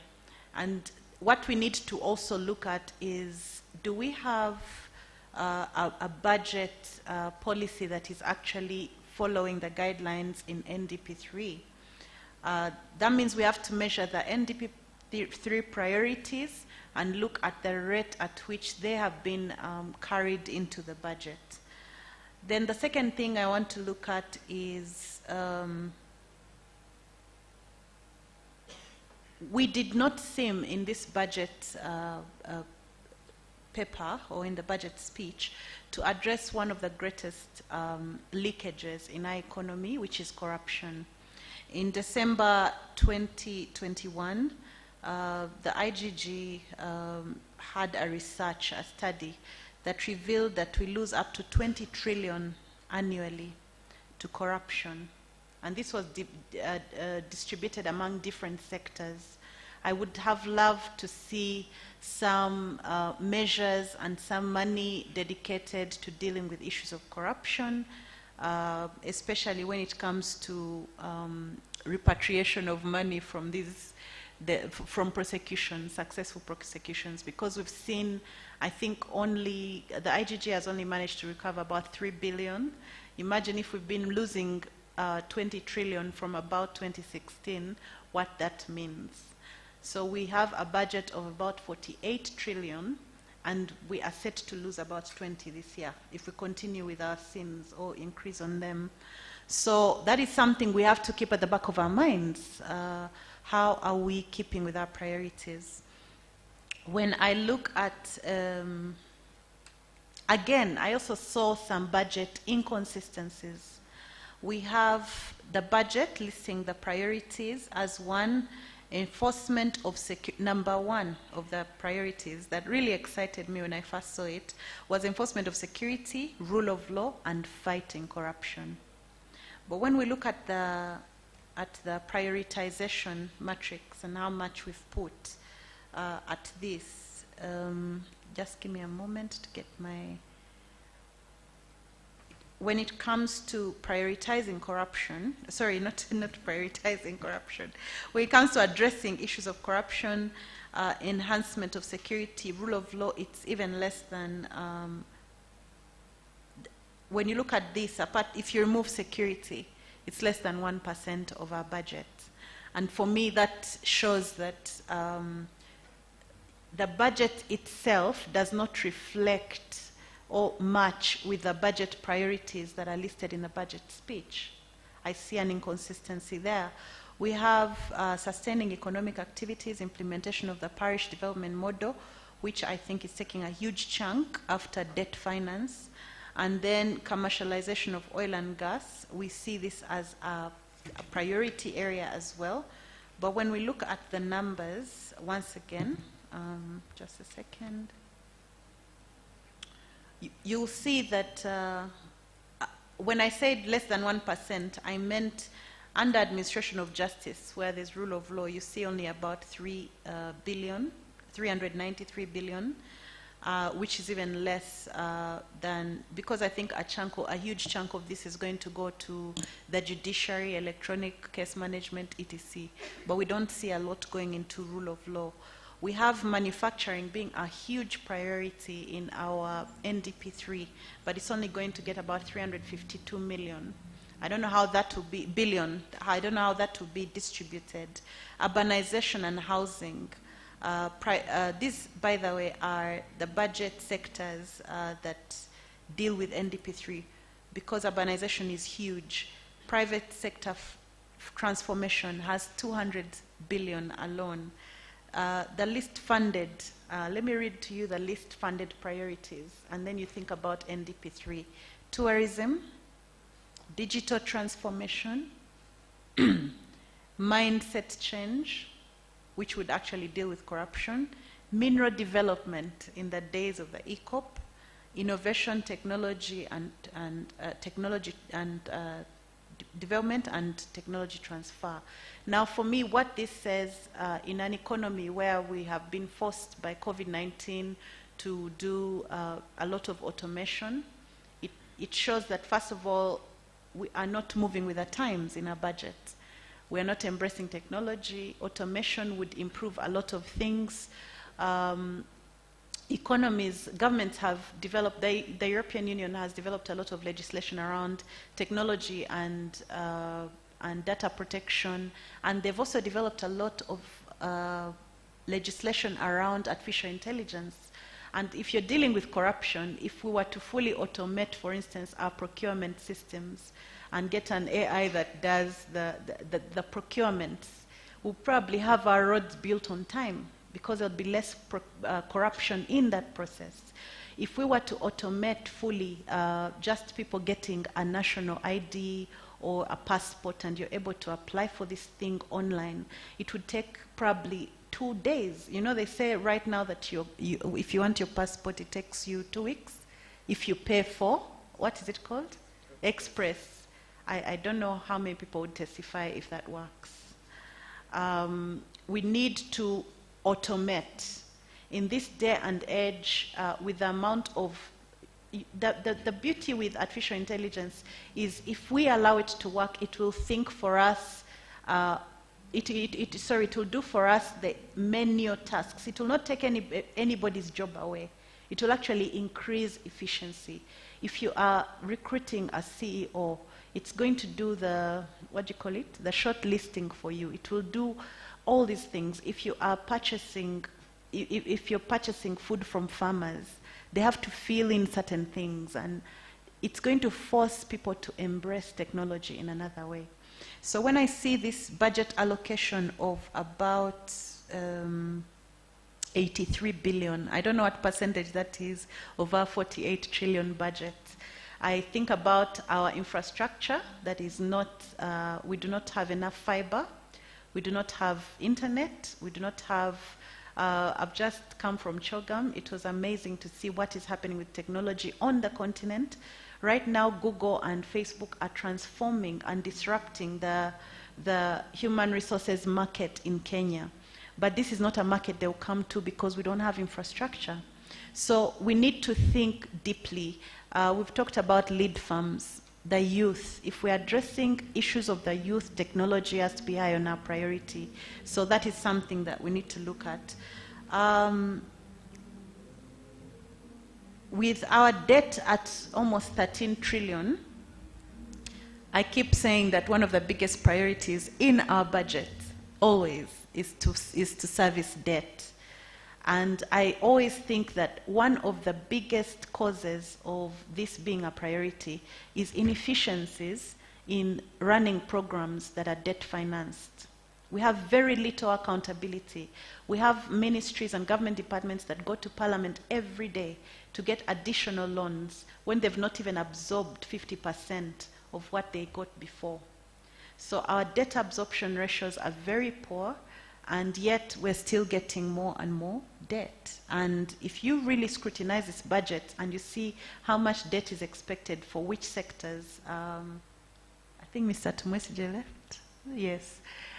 One of the things we need to look at is why don't we invest some resources in making the people that have borrowed this money actually use it and deliver? We have projects that we borrow money for about 2 years, and the project takes 7 years to take off. What that means to the taxpayer, what that means to your grandchildren, is that they're going to be slaves to this debt. The people who lent us this money do not care. They're very happy going on for 7 years with us paying. You know what that means. But at the same time, because you see this project was supposed to be done by 2016, it's 2019, they're just finishing the procurement. They come back to Parliament and say, by the way, because of inflation, etc., we need more money. And there's no accountability. So I think that we need to see more in this budget that is different, because somebody said that doing the same thing and expecting different results is a form of insanity. When you look at the budget strategy for 2022 and 2023, we're talking about sustaining peace and security, mitigating COVID-19, economic crisis, and speeding up social transformation by promoting job creation. That's where I come in on the issue of competition. We have looked at the support of local investors, and this is something that the professor has just ably talked about. If we had proper competition regulations, we've had, I think, a competition draft, we've talked about competition law since 2015. Up to now, we have no law in place. And because of this, this is why we're seeing a lot of, I got a good example from Mr. Watasa when we're discussing. You have Kampala Serena here. Tomorrow, an investor comes with a brilliant idea to put up another huge hotel next to it, and then you give him 10 years incentives, tax incentives, while maybe Serena is breaking under the tax place here. We have a local person who wants to invest, but our NSSF law says that immediately you start your company, you have to start paying NSSF for everybody. There are no longer any thresholds. You have to pay taxes. You have to do capital gains, the double taxation that we keep talking about. We are stifling the local investor, in my opinion, if we do not create equity between the local investor and the foreign investor when it comes to incentivization. We have heavily incentivized people in the free zones, but what is the access that local investors have to these free zones? How much education have we done? How much empowerment have we done? How much are we putting in place? The silo issue that was discussed very effectively by, I'm a victim. We were very excited when these silos came up, and we ran with our rice to Gulu, I farm in Noya, and we were disappointed. It was not operational at all. And this has been about 10 years now. So one of the things we need to look at is what is not working. Can we first fix what is not working? We borrowed money for that. We're still paying money. Who is accountable for this? And these questions have to be asked. I know I was asked to talk about a budget, but I think that a budget reflects priorities, and a budget reflects what we actually intend to do. So when we look at increasing jobs, we cannot do this without having our industry grow. Our industry cannot grow without access to finance. And access to finance has become a real problem in Uganda. Why? In one corner, and I'll say this, we have the unpopular trend that is beginning to happen in our legislation through maybe judicial precedents, where people are lending money and then they're being told, you know, you don't exist legally here. Things like financing, doing, what is it? Syndication seems to be illegal here. What is this doing? It's creating a very bad trend and scaring away financiers. But then again, it's also putting us at another level of people that don't pay back, you know, people that will not pay back. We're becoming a risky investment, and that is very serious. But then another thing we have here is we have people that just want to do the same thing without, what am I saying? We have new entrants. We like to support new entrants that duplicate what old entrants are doing, as opposed to encouraging them to join or to buy equity in already existing investments. Without mergers and acquisitions, we shall not be large enough to produce to the capacity of the international market. And we need to encourage these mergers and acquisitions. We need to encourage these expansions. We need to encourage equity finance, because without that, we're never going to be able to have the capacities and economies of scale to produce at the levels that we should. Jobs. The reason, one of the biggest reasons we don't have jobs is that we don't have enough jobs. This job creation priority that we have is that when we have investors coming in, when we have people investing here, we do not have some protectionist policies that we need to promote employment of our young people. We do not have a minimum wage. So we have a lot of young people that are being exploited.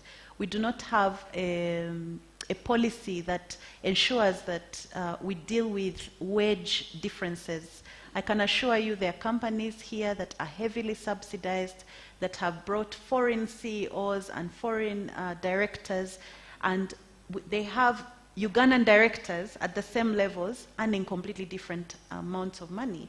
These inequalities have been dealt with in other nations. You cannot pull this in the EU, for instance. Employment of local people. What are the, if you are bringing a certain amount of money, what is the class of people you're going to employ? We have a lot of local investors that come here and employ uneducated, unskilled people who are desperate. And what this does is that there's a lot of disguised unemployment of people that are actually qualified to do the jobs. We need to look at our employment policies. We need to look at the investment authority requirements so that we make these incentives actually count. Lastly,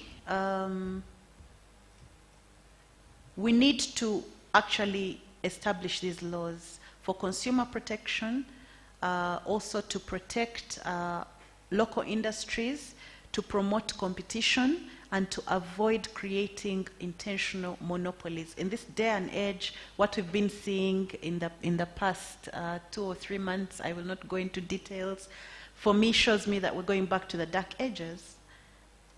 We cannot say that we are all about agriculture, value chain, and value addition when we are actually creating a monopoly that will export beans, you know? These are some of the things we have to make sure that our budget priorities, our NDP3 priorities are aligned. We put our money where we are putting our mouth, so to speak. We also need, on the social, lastly, on the parish development model, we've seen the implementation group.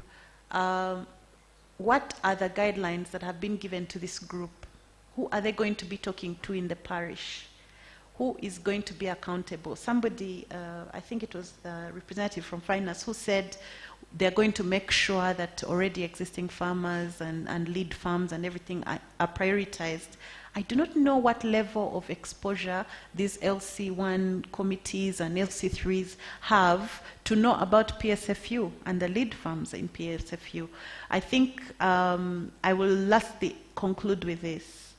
In order to stop all the crying and lamenting, we need to realize that there's no country that has ever been developed by a national budget or by a government policy. Nations are developed by the private sector. So yes, there's now a parish development model. Government has said they're going to put money there. I think we need to sit and have a private sector strategy for redefining this parish development model, for approaching these LC3s and educating them on what we're doing and what they can do to actually make that count. But we also need to realize that we need to depoliticize economic development, and we need to ensure that we lobby as private sector to be represented on each of these parish development models. Thank you very much. Thank you, Fiona. That's well elaborated. For participants, we have a representative from the Ministry of Trade, Industry and Cooperatives, Mr. Walakira, who is online. And for the benefit of Mr. Walakira, I will still go back to what I mentioned earlier. Mr. Walakira, you are welcome to this dialogue today, and this session is dealing with enterprises, entrepreneurship, industry, and trade, industrialization rather, and trade. And it situates these three in the parish development model. Specifically, as private sector, we are interested in seeing how the budget that is leveraged in the context of the parish development model will drive those three areas I've mentioned, especially in the context of the composition of the core planning unit at the parish, that is the LC chairperson to parish chief secretary to the committees, chairperson women's council, chairperson youth, and chairperson disability, chairperson ruling party, and chairperson of the Elders Council. Of course, notably absent here is the private sector, and therefore I would like to invite you to speak to us on reflections on the budget, especially because the parish development model has received quite substantial resources in its trillions. Thank you, Mr. Warakira. Can you speak to us? Thank you, Mr. Watasa, and thanks colleagues from Private Sector Foundation. And I joined in. I would have been there, but apologies from the permanent secretary. The permanent secretary was supposed to join. The permanent secretary was supposed to join, but she had other engagements. And I bring her apologies. Hopefully I represent her very well. But in terms of, I think, the issue under discussion, based on the role of private sector, I'm going to look at it in terms of the three aspects. One, considering the role of private sector in the execution and implementation of the parish model, then also, how does the parish model link to the industrialization versus export enhancement of the country? Colleagues, if you realize and you know the composition of Uganda exports over the years, you have been seeing a trend in terms of the, if you look at it in terms of the exports, and you focus mainly on like exports of goods without considering services, we have been seeing a trend of exports when you do an analysis and you say, you take 60% or 70% of the exports, you'll see 4 products dominating these exports. You have gold, you'll have coffee, you'll have tea, then you have flowers, then you add fish. And when you look at it in terms of the basket of our exports, what the message tells you that all these, apart from only gold, there is where they have a basis of foundation where they're coming from. And for exports to increase, and you're linking it in terms of the government initiative of trying to put planning and development starting from the parish aspect, is a strategic intervention from the side of government. And in terms of seeing where we are moving, and you're saying 80% of around like $4.7 billion of exports, an average, if you take an average of 5-year exports from 2017 with an outlay of COVID of 2019, 2020, and 2021, and you take just the average of around $4.5 billion in terms of exports, in terms of goods, and we're having 70%. So when you look at some of these exports, apart from gold, all of them are linked from the production sector of our parishes and farmers. So the model is very effective from the side of government. We are trying to see how best we can see exports expanding and trying to see how the producers from the farm gate level are being involved and increasing their income households. But in terms of the other aspect of saying engagement of private sector in the execution and implementation, that is, I would say, a welcome intervention, because, you know, apart from some few sectors, the farmers, it is us who are not government, it is us, the individuals. And if you are to have effect and force in terms of realizing results, there must be an arm from private sector to ensure, as government drives the objectives of trying to improve income generation and widening the incomes of the households, private sector, I'll look at it in terms of the 3-1 from the execution side and also the implementation side. Because as you are saying, if a farmer does, and you're looking at it in terms of value addition, and apart from UDC and UDB, where they have had investment, where we have had investments in strategic sectors, so you find the biggest percentage of investments are being done by private sector. So private sector would play a critical role in terms of directing government intervention, especially on the aspect of realizing the benefits of the parish model. I would give you an example of like milk.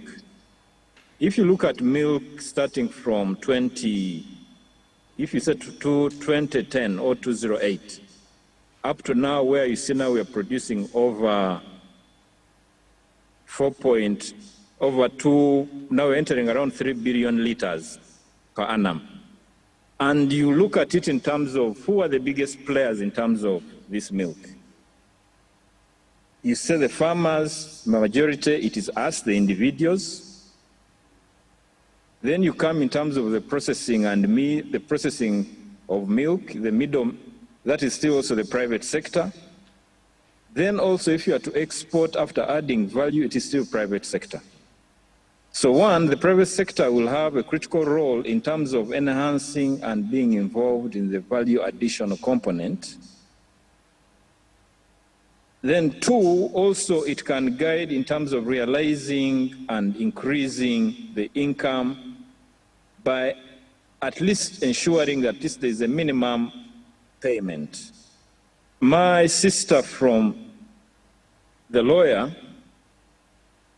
she raised issues of competition and where we are going back. But in terms of what I could just give just a snapshot, I would say in terms of government under the Ministry of Trade, as you may be aware, government is in advanced stages in finalizing the competition law and establishing the normal regulatory framework that at least can enhance a fair and competitive environment for everyone.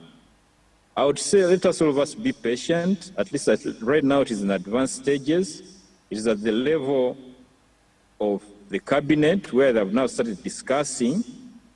But in the long run, I would say the government is committed in at least ensuring and regulating a fair and competitive environment.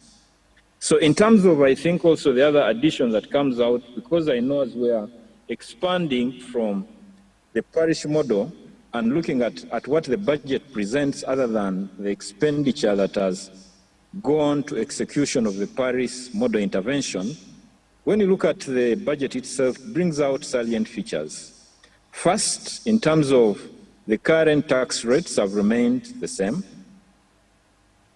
So maintaining the tax rate at the same level, this was a message to ensure sustainability and at least predictability in the short run for now, as we can take it as a stimulus from the side of government, so that we can see how best the private sector and any other player who is involved in the income value chain can at least have an interaction and boost in the production cycle. For now, I think I'll stop here, Mr. Watasa. Unless you want me to come back on specific issues, I would come. but I was just giving a general perspective from the aspect of what I've heard in terms of the key intervention, why we need private sector to be critical in the implementation and even seeing the execution of the parish development model to its reality. I submit. Thank you, Godfrey Walakira. That was a brilliant presentation on the implementation of the model.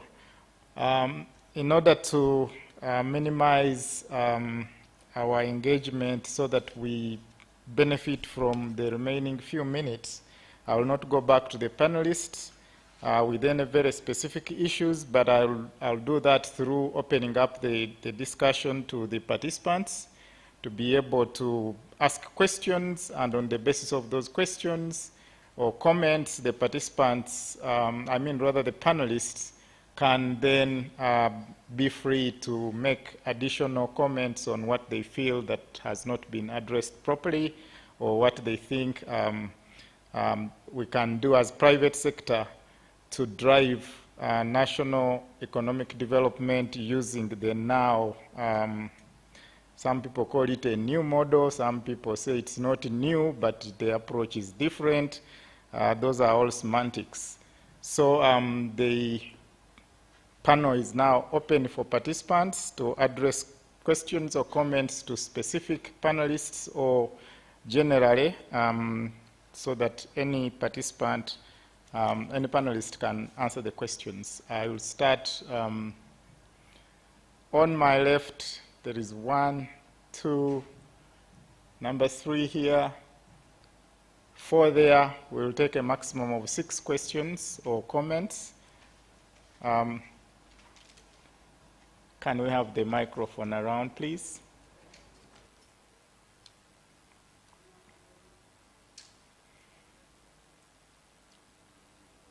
As the microphone goes around, I'll probably take advantage of being the moderator to ask Professor Balunywa to help us think through how we deal with, how we find this 30% of enterprises that succeed, so that probably we target this 30% instead of targeting 100 and end up with 30%. But that will be part of the answers that come through after the other comments. Yes, please. Yes, good afternoon. My name is Edward Makowore from the Uganda National Farmers Federation. Ideally, I should have asked my questions in the first session, but I think they can be ably handled in this session as well. My first observation is that a big portion of our budget is going towards debt servicing. But we don't tend to feel the pulse in the society that, you know, we are doing something, that we are that we are concerned about this kind of situation. We see expenditures by some government departments spiraling out of hand. I don't want to mention names for particular reasons, but you don't seem to feel a reflection of the current circumstances. Number 2 is the rate at which Ugandans pick up business is very high. Professor said it was somewhere around 30%, so 3 in 10 people will do a business in Uganda. But unfortunately, the rates at which they are failing is also equally high, even higher. To me, we have for a long time tended to blame the people doing the business, maybe thinking they don't have the business acumen.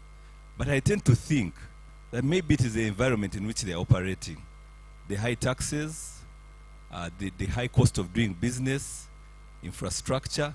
I'll just give you another case in point. For a long time, I also thought I used to blame the people who are doing the border business, until I also went into growing tomatoes myself. And I think that season I was getting 70,000 per box.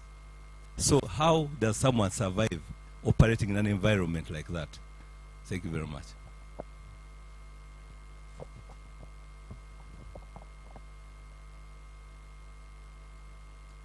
Thank you. My name is Richard Tugume. I am the country head of an impact investment fund based out of Germany called Social Business Foundation.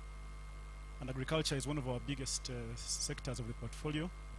I have 2 quick questions, not even questions, but really comments and pieces of advice. My first one is a comment on the big vice of corruption in this country. And one of the things I have never been in support of is the idea or the misconception that corruption is going to be solved in this country by budget allocations. That the IGG needs trillions of half of that money should go to the IGG, and it should catch all the thieves and lock them up, and then we shall have a corrupt-free society. That I highly disagree with, and the simple reason is that corruption is not about government. It's not about high office. It's about society and its values. And this corruption is not in high office. It is in every corner of our fabric. That is where it is. And before I become minister, I am first a father in my household. I am an uncle to someone. I am a grandfather to someone. I am anything to many things before I become minister. So I am not in support of fighting corruption at that level. There are many creative ways, and I could go for 48 hours non-stop talking about how we could better do it. I don't have time, unfortunately. The second one I want to highlight is that I also want to give advice on the issue of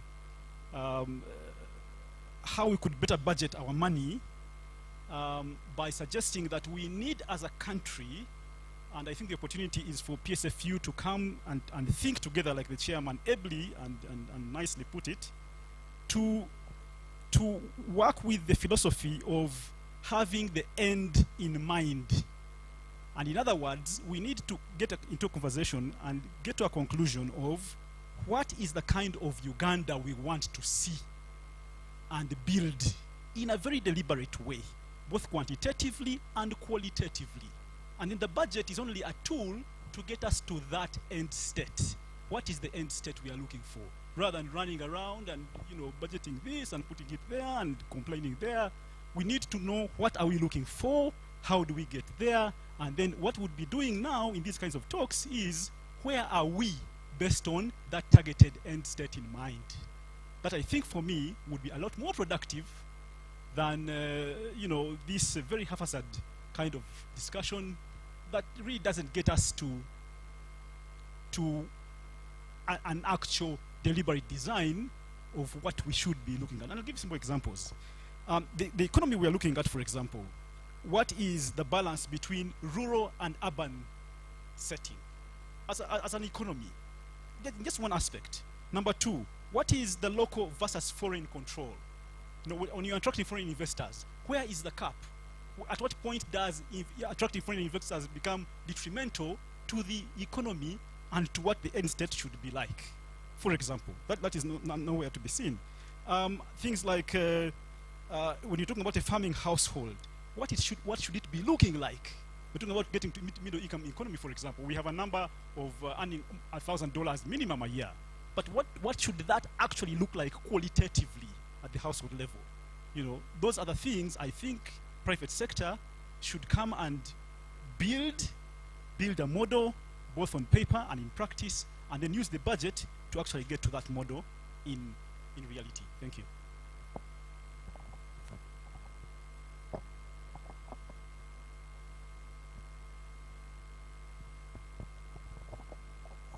Thank you, panelists. Mine is just a comment, and I want to focus on the mortality rates of enterprises, which has really become a chronic disease. Unfortunately, we are now in the era of vaccination. So I think we need a vaccine for the mortality of enterprises in Uganda. Because small, medium, even some which can be considered big, have not lived the test of time. Why? To me, coming from a multinational, the only vaccine is corporate governance. And much as the businesses are personal, I think government needs to take a lot of interest, because essentially the wealth of the nation is the wealth of individuals and vice versa. When a business collapses in Uganda, big one, people falsely celebrate. I mean, they think you're also claiming, now you see, we are the same. But really, people have lost jobs, and of course, government has lost taxes. So I think there should be a threshold at which government should come into a personal business to ensure that it's observing corporate governance. because you can't entirely claim it's my business and yet it can hurt the nation. We have had a lot of stop-starts. Globally, most of the big businesses have been family businesses which have run for generations. But we have failed in that because essentially government is leaving individuals to their own vices or their own devices. So you can start a big business. If you collapse, it's your own business. But indeed, it's the nation which is collapsing at that point. So we have failed to retain wealth over generations because of lack of corporate governance. That's really the biggest challenge.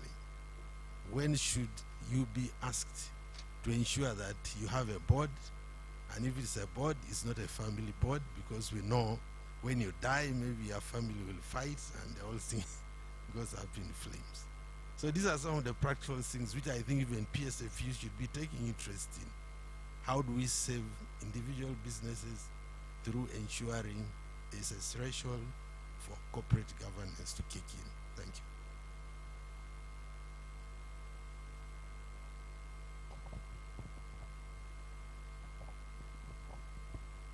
Good afternoon. My question goes to Fiona, President, Uganda Law Society. I would like to talk about Uganda as a weak policy negotiator with our neighboring countries, China, and some online companies. Let me give you some examples.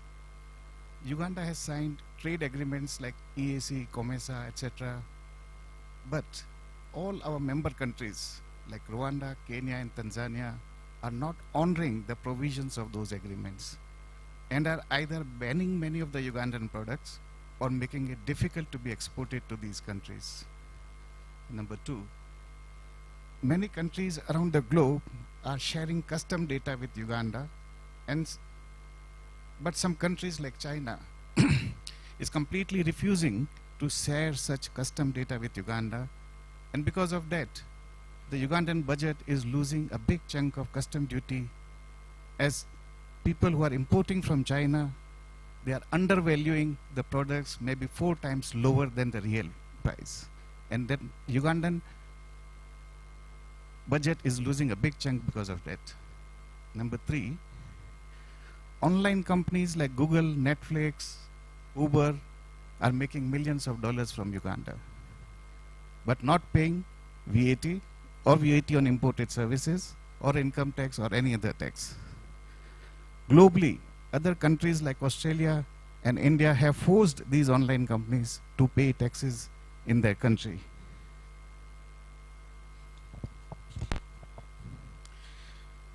So hence, we as a business community sees Uganda as a weak negotiator with our neighboring countries and countries like China and online companies. I'd like to hear a comment with regard to that. My second question or comment is about debt financing. We have been talking about debt servicing, sorry, and especially the international debt servicing. But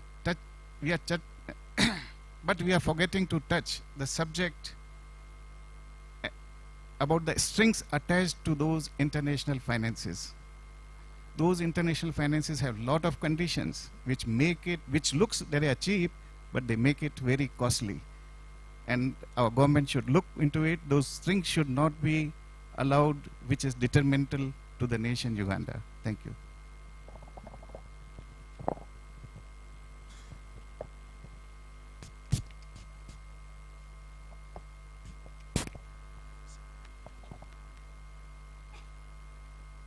Good afternoon. My name is Matano. I'm the managing partner at Hotloff Bakeries. We run a baking company. We have partnered with Young Africa Works through PSFU to be able to create employment for 254 entrepreneurs, who in turn are supposed to hire 3 people. Out of the 3, 2 have got to be female and 1 of them male. That's a condition, which means there's girl empowerment as well as creating youth entrepreneurship. Now I can testify that we have started that project. We are on youth number 14, of 254. The journey has been slowed down by the following, because they don't particularly, what I'm going to raise is not particularly focused on any of the panelists, but it's in general terms. I think somebody will have an input to respond to what I'm going to say. One, the youth are available, but they have no money. They're supposed to put in some seeding money for the project. They don't have money. So as a company, we're working around how to involve them without necessarily having to have seed money. But we're private sector. There is nothing like free lunch for the private sector. So I think the players in the other areas, because I think it's a fantastic PSFU idea. I was involved in the developing the model personally because I'm a food processing expert myself.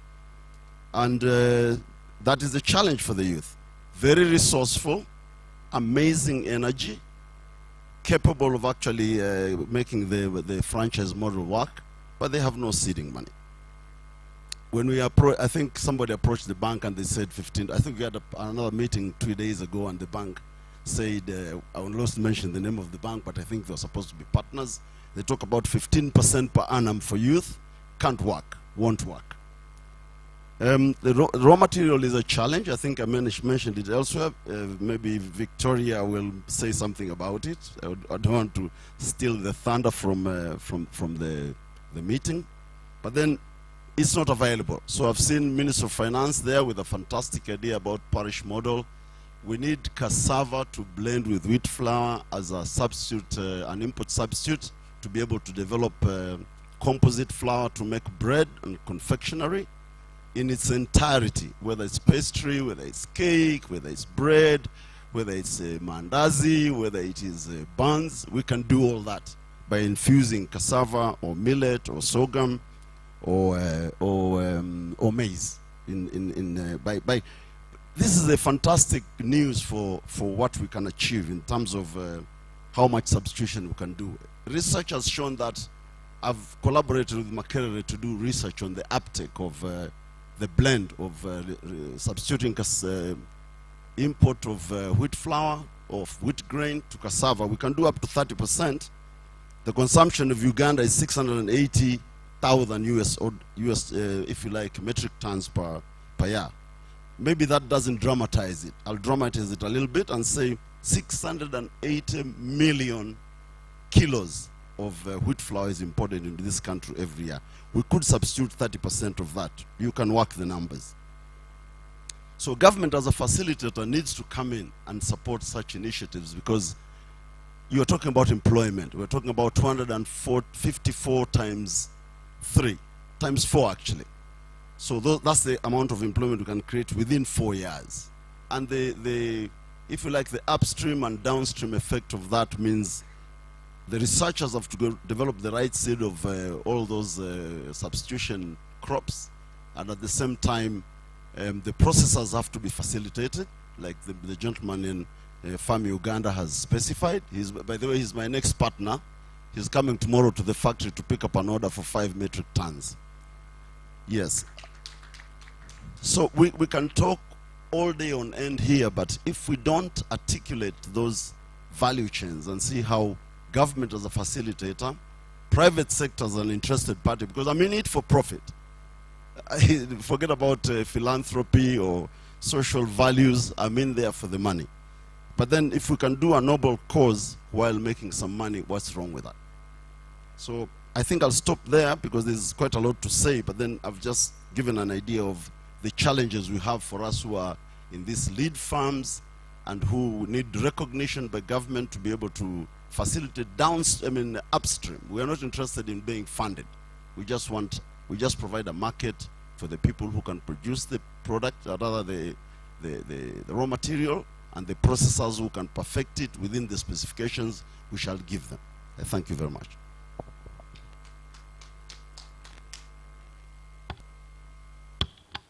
Okay, thanks for those comments and questions. I will be passing over to the panelists to also make their final comments and respond to questions. But I will be a little bit selfish for those that have made these observations it would be nice if you put them in a document form, either 1 page or 2 pages, and share them with the PSFU Secretariat, so that when we sit as a trade core team, we look at them and see how to take this forward.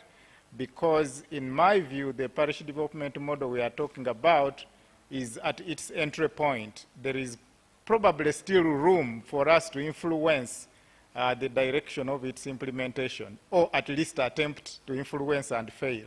And I will welcome those through the Secretariat. So I will invite the panelists. I will start with Professor Waso Balonywa, if he's still online, to pick up the bits. And then after that, we'll have Mr. Walakira, and then we'll have Fiona, and then we will close.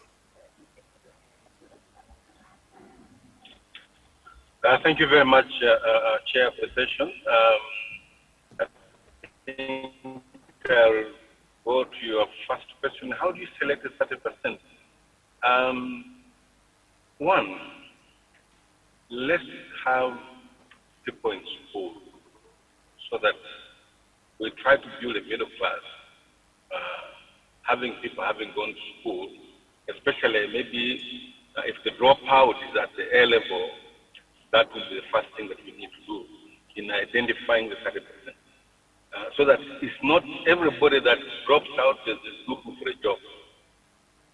Two, there are various ways which you can identify the 30%, usually through interest and a variety of means in which you interest people to go into business and find out their abilities. Now, entrepreneurship is a behavior. It's something that can be learned. And therefore, there's need for deliberate programs to train people into entrepreneurship. Rather than say, here's the money, go and do a business. You must be able to train these people into that, be able to get the right number. So, entrepreneurship should be something, by the way, maybe they will teach it now in the school. It's not the correct thing that should be done. I'm sorry about that. But we could be able to revisit what we are teaching and how we are selecting people to go into different programs, and definitely would create a business class. There's a lot of nurturing around and incubation around, especially in IT. And what is happening is that these young people in IT, they have the interest, but they may never be business people. So there is a lot to do in terms of entrepreneurship education, and I think that's the only way we're going to be able to do that. I must mention, I think, 2 other things. One is over-regulation. The government of Uganda has too many regulations that are simply preventing business from taking place. You know, we are writing the anti-competition law, but I hope it doesn't also create inertia within the sector that, you know, by preventing competition, we are simply continuing to allow only those privileged companies, especially the foreign ones, to act in the country. So I hope that the various laws we are writing facilitate rather than hinder business from taking place. You know, today you need a graduate to run everything, insurance, banks, and so on and so forth. And that's not entrepreneurship, definitely. You need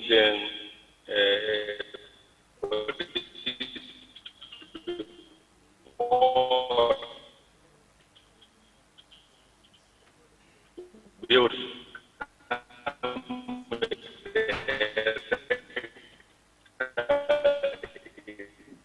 institutions and prevent entrepreneurship.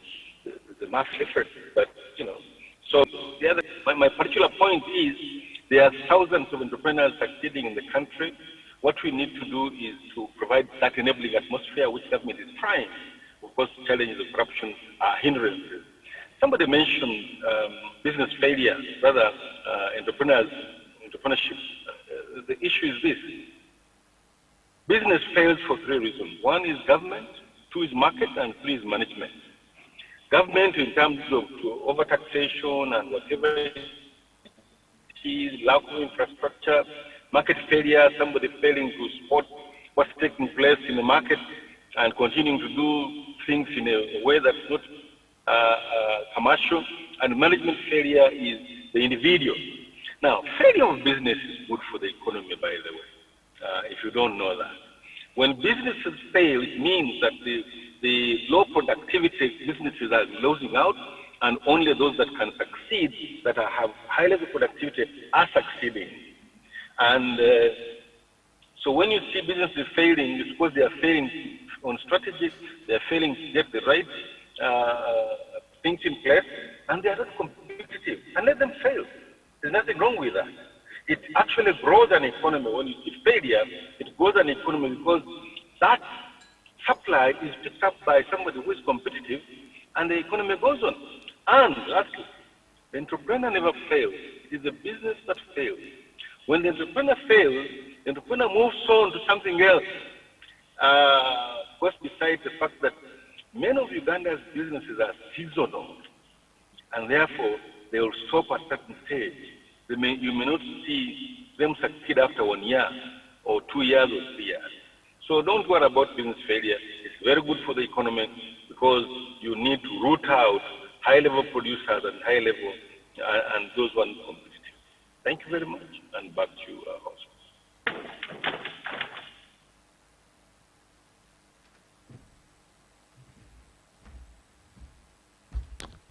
I do hope Mr. Warakira is still online.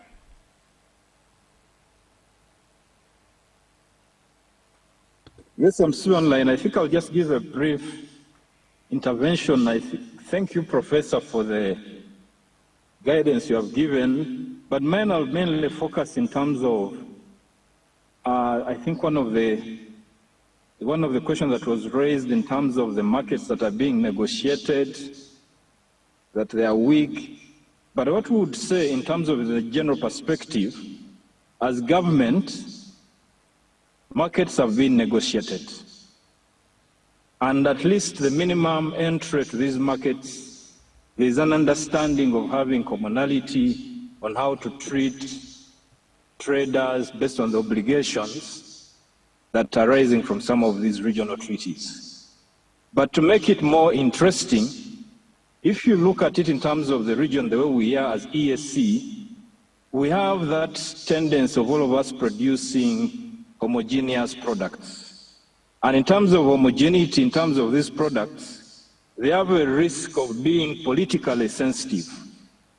And when I'm saying politically sensitive, you say maize, you say beef, you say milk. In every country, all these items, and even eggs, these are the items for the wananchi of the local people. So when you are doing the general integration or the FTA agreements, and when you look at it in terms of the existing one, if I don't know whether PSFU has given you this information in terms of the current fourth band, where now countries of ESC have identified products they think that can go to the fourth band. So to give you a general analysis in terms of the fourth band, we have over like 468 tariff lines, which countries are saying of the ESC they need to attract a high rate of 35%.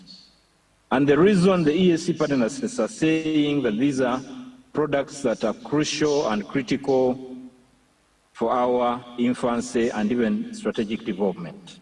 Now the question I would leave to the investors themselves, the question would be, if you protect yourself from outside competition, sometimes as you protect yourself, there is that tendency of not having that competitive mind to compete.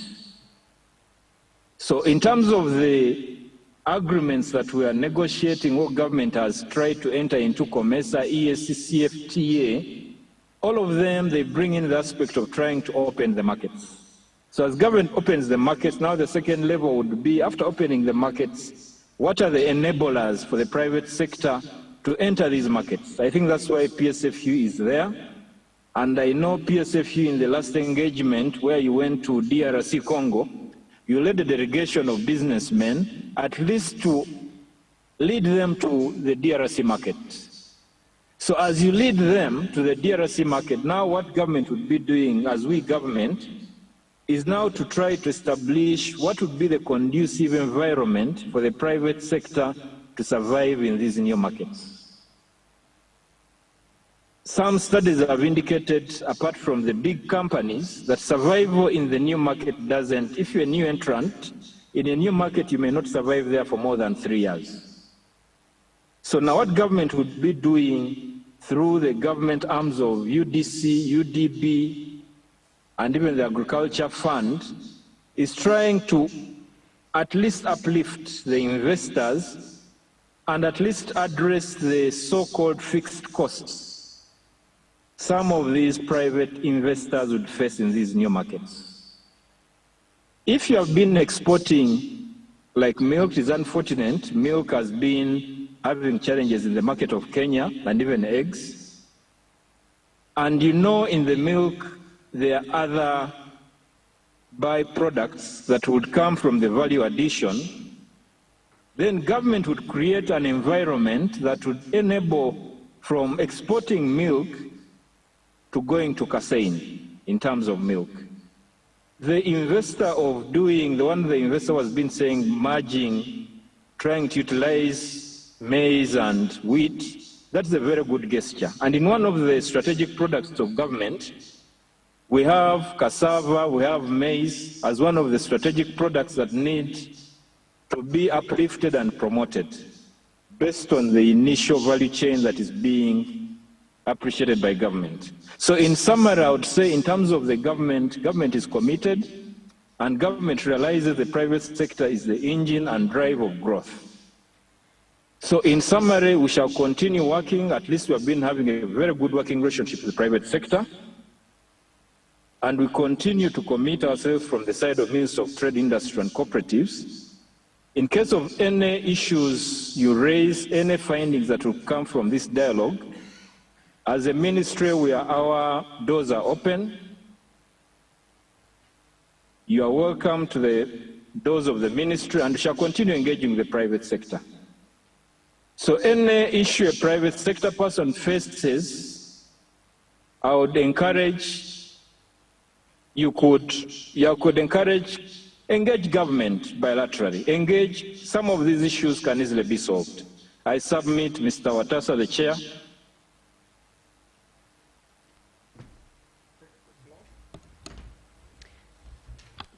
Thank you, Mr. Watasa, and thank you to Godfrey and Professor. Just to respond to a few of the things, poor enterprise for performance. One of the things that we've realized is, I think Mr. Makowere mentioned governance. We have an issue of formalization. And as you rightly said, in the past, we've been blaming these companies for not formalizing. But as a lawyer, I'll tell you that formalization is one of the most expensive processes for any entrepreneur. Those young people that Hotloff wants to, Hotloff might require them to form companies. But what is the process? Right now we have, and I'm sorry to say this, URSB automated the system, but now it's almost impossible to do it without a URSB staff. So you go back again to our sins of the past.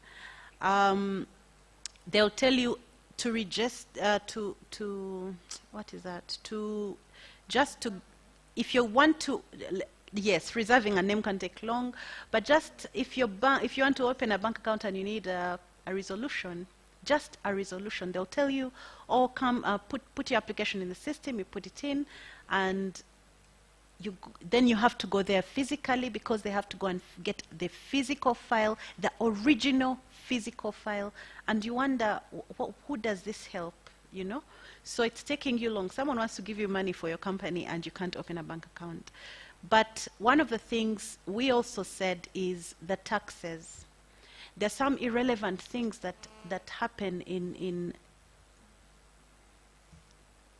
okay, thank you. Yeah, oh, thank you, Mr. Watasa. I just put it there. There's some unnecessary, irrelevant things that are required in incorporation, like having a post office box. You cannot do anything without it. And even if you have two other companies and you want to use the same post office box, it's not allowed. it costs money, and then they'll tell you, you'll ask them, so am I going to get a physical key? These days they tell you it's an e-postal box. So why are we paying this money? Why is the entrepreneur being burdened with unnecessary processes when other governments and other economies are actually incentivizing formalization? There are countries where, the economies where if you are able to register for taxes in the first year, you will get an incentive of maybe 6 months to not pay taxes. If you are able to register for PPDA, you'll get an incentive that you'll that maybe there are certain things that will not be required of you if you bid for a government job or something. What incentivization is government giving to formalization? Because that is one of the things that's assassinating companies and enterprises. The other thing that when we look at corporate governance, the biggest aspect around corporate governance is, did you pay your taxes? Did you pay KCCA? We have a big problem, I'm sorry to say this, with just our authority here. I'll give you an example. If you have a factory, Mr. Rajesh has a big factory, and your factory is on one plot of land, right? And your factory has many premises. It has a factory outlet, it has maybe where you distribute, it has maybe stores, and maybe it has even staff quarters. Do you know that KCCA is going to charge you for each of those properties as one property, one individual property, and it's going to charge you property rates through the roof? So these are some of the things that we need to look at. We need to talk to our local authorities. I have, as National Water, I work in my other life, I work with National Water. I have been struggling with a lot of local authorities over the issue of taxing just staff quarters, or you have scattered boys' quarters in a premise, and they want to charge them as properties. They're not bringing you rental income. These are things that are being used to facilitate the service, production of a service, but this is being taxed. So we need to review, and I think one of the problems we have is that we think in silos. So you have the local governments participating in the tax problem. It's not only URA. So we need to look at that. Edward also spoke about debt financing. I think that one is already there. But let's try and make finance affordable. We have Uganda Development Bank, and one of the biggest problems with Uganda Development Bank is its requirements of the people that want to get capital from there. Our NDP3 says tourism is a priority. We can see how much has been given to tourism, almost nothing in our budget. And yet at the same time, UDB is unable to finance tourism because the tourist sector is highly informal. And then you say, but what is UDB doing to train these people, to equip them, to get them into groups so that they're able to qualify for financing? I've not seen that. So I think we also need to talk to our development financiers, these institutions that have been established by government, to actually get in the game and participate in equipping and enabling financing. Mr. Rajesh, you had a lot of questions. You had a question and very good points. Yes, I will agree that government is a weak negotiating entity. However, it's not a weak negotiating entity at the time of the protocols. It's a weak negotiating entity when it comes to enforcement. We have the best protocols. We have come up with and we need to thank the people at the ESC for those negotiations. However, when we have non-tariff barriers that are affecting trade, when we have people breaking these protocols, we politicize the issue. On behalf of Law Society, I will complain. I came to the private sector and said, let's go and sue Kenya or this other country for what they're doing to our produce. And we're told, no, the people are talking, let's first, But you see, at the end of the day, even when they take away the barriers after 3 years, there are traders that have lost. How are we getting recovery here? When we look at the East African Court of Justice, there are systems there that actually are not going to enable you to get remedies. One of them is that you have to apply for a remedy within 3 months of it occurring. Now, if government tells you we are talking and they talk for 1 year, you will not have, you'll not be able to have audience before the court. So these are things and policies we need to work on. As law societies, we are trying to work on them. But I would say that as private sector, let's have a backbone. Let's be strong. Let's get up. Let's go and seek these remedies. We have cases we've won against other governments, and up to now they've not been executed. Private sector should be at the helm of executing this. Let's go and impound a government vehicle or something, you know, in execution. Let's set an example. I think we do a lot of talking, and then when it comes to actually doing the work, to actually getting into the courtroom and fighting for our rights, we have a very weak negotiating spine. Now, provisions of trade agreements. I get concerned when we have exhausted ministers and politicians going to negotiate trade agreements. Exhausted, because sometimes you're traveling, you've come from China, you've come from Chogam, now you have to be, tomorrow night you're going to be negotiating something at the ESC, or they'll take you all the way to Ghana. Do you know how long it takes to get to West Africa because we don't have any direct routes? You will get there exhausted, and you're supposed to sign an agreement that touches coffee. You've never even grown a coffee plant in your compound. So what I would say on behalf of the professionals that should be aiding you is the accountants, the architects, the lawyers. We've offered our services free of charge. We've said, call us, tell us, we want to do this. We want to negotiate on this. These are the plans and the terms that have been given. What does law society say about this? We're not asking for a plane ticket to go with you to Ghana. We are saying we shall give you opinions. We shall give you negotiating parameters so that when you go there, your work is already done. The point is to check whether they are complying with our asks. I'll give you an example. The Law Society of Uganda has worked with the Law Council to enable all Commonwealth lawyers to enroll and practice in this economy. That's amazing, because we had a lot of Ugandans who had trained abroad but could not practice in their own country. But West Africans are now interested in coming to practice here. But we are saying, government, help us and go to West Africa and tell them we shall not allow them to come unless it's reciprocal. You understand what we mean? We cannot have 5,000 Nigerian lawyers coming here to practice in Uganda when one Ugandan lawyer cannot practice in Nigeria. We need our government to make sure we are negotiating for reciprocal treatment.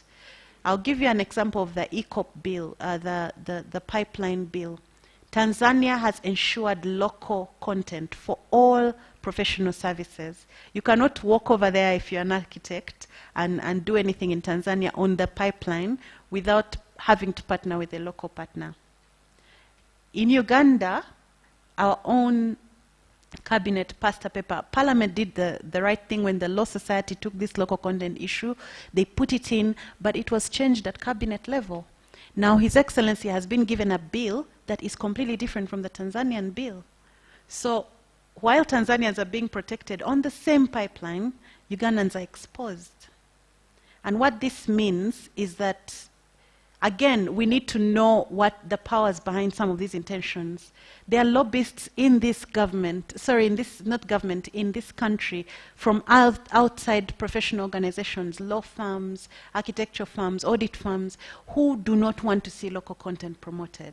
So we have to also be powerful about negotiating for services, especially.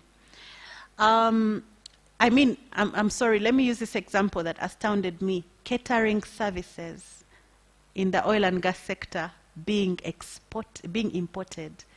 We got a foreign company to provide catering services in the oil belt. For me, that astounded me. I mean, Uganda has one of the best, some of the best cooks, my mom included.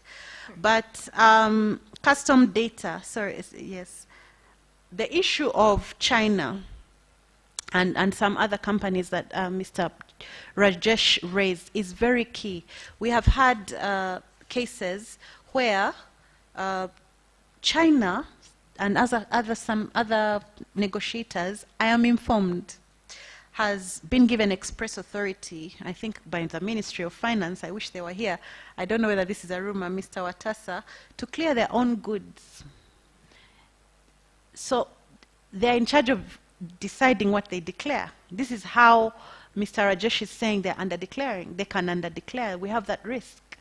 While Fiona cannot purchase a car from Japan of $5,000 because URA has already decided that that car costs $10,000. I'll pay taxes of $10,000 because they've decided they can't trust me and my declarations. But a foreigner is determining their declarations on top of the incentives. I think Professor was talking about us being against competition. We are not against competition. We want investors and foreigners to come here and increase our standards and compete with us and buy equity and own things, but we want to be able to see Ugandans benefit from this development. We do not want to see another form of economic colonialism. So that is why we are saying what you are doing to China is heavily affecting our budget. 50% of our budget is debt financed. Maybe if we are getting, and we understand that about 3/4 of our infrastructure projects right now are almost in the hands of Chinese companies. So they're earning that much money from us. What are we getting from them in form of revenues? I will tell you, a lot of some of these companies actually have boreholes. I'll tell you on behalf of National Water, we cannot go and provide water to some of them, you know. So we need to see, and someone mentioned it, to what level, what capping can we provide to incentives? How can we make incentives equitable? We're not saying don't incentivize investors. I'm all for investments. I'm all for cross-border trade, the CFTA, etc. But what are we doing to equip our local populace to compete in that market? On the issue of Mr. Matano, seed money and investments and raw material, I think we do need a lot of help for our young people. Yes, we do need a lot of help for our young people. I will still look at Uganda Development Bank. I'll still look at all the money that we are sinking into development finance. I'll look at the parish models. And I think that, Mr. Matano, you need to get those young people to register with the parish models, because I don't know what those parish models are going to use the money for and how it's going to be distributed, whether it's to households, or we need to see that these lead farm projects that are out there are actually prioritized in some of these incentives. Because as Uganda, I think we have, and I'll say now, I've lamented a lot, but there are two areas where I feel we've succeeded. And it will give us an example of what we need to do and why someone was saying budgets don't develop a nation, but budgets do. For the past 20 years, our budgets have had almost 40% going to infrastructure development. And right now, when we look at our infrastructure, I am so proud of Uganda. And we need to thank the government of Uganda for that. I think we should give them a big hand clap. I have water in my village in Kanungu because of things like this. So I remember, I used to be one of the lawyers who would complain about how much, why are they putting so many roads when we don't have food, you know, in the budget? But that consistent driver, that consistent development of putting infrastructure in place. When our sugar failed to go to Kenya, the road to Juba saved us. Now our sugar went to Juba. All the excess that was happening in Lugazi and Kakira went to Juba because we had a road. So what am I asking? Let's make sure our budgets follow our priorities, because we've seen it work before in roads. We've seen it work even with Uganda Airlines. We've seen it work in other sectors where we've been intentional and direct. So let us make sure that the budget reflects NDP3 objectives. Let's not be deterred by, you know, sometimes we do silo thinking and someone comes up with a bright idea and we run with it. let's make sure that we do something consistently so that at the end of the day, because I wanted to tell, someone said we don't have the end in mind. I think it was, I want to disagree with you. I think that our planners are really good. I think our NDP3 is something to believe in. I think our Vision 2040 is a powerful end in mind. What we are failing to do is to make sure the budget aligns with our priorities. Thank you. And with that, I bring this session to the end. I would like to request the participants to give another applause to our panelists for a job well done. Thank you.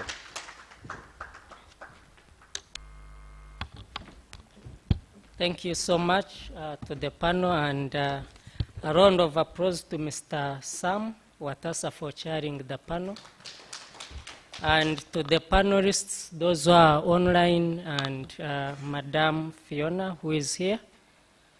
Fiona, I'm glad to know you're from Kanungu, so when I come to you with some legal dispute, handle me very well. I'm also from Kanungu. So without really taking much of our time, and now we are entering lunch time, around me will come Mr. Jimmy Apoa, who will be representing the Deputy Governor Bank of Uganda to give his remarks. Then shortly after will come the remarks of Honorable Victoria Sechtoreko, who will conclude this session. Thank you, Mr. Apoa.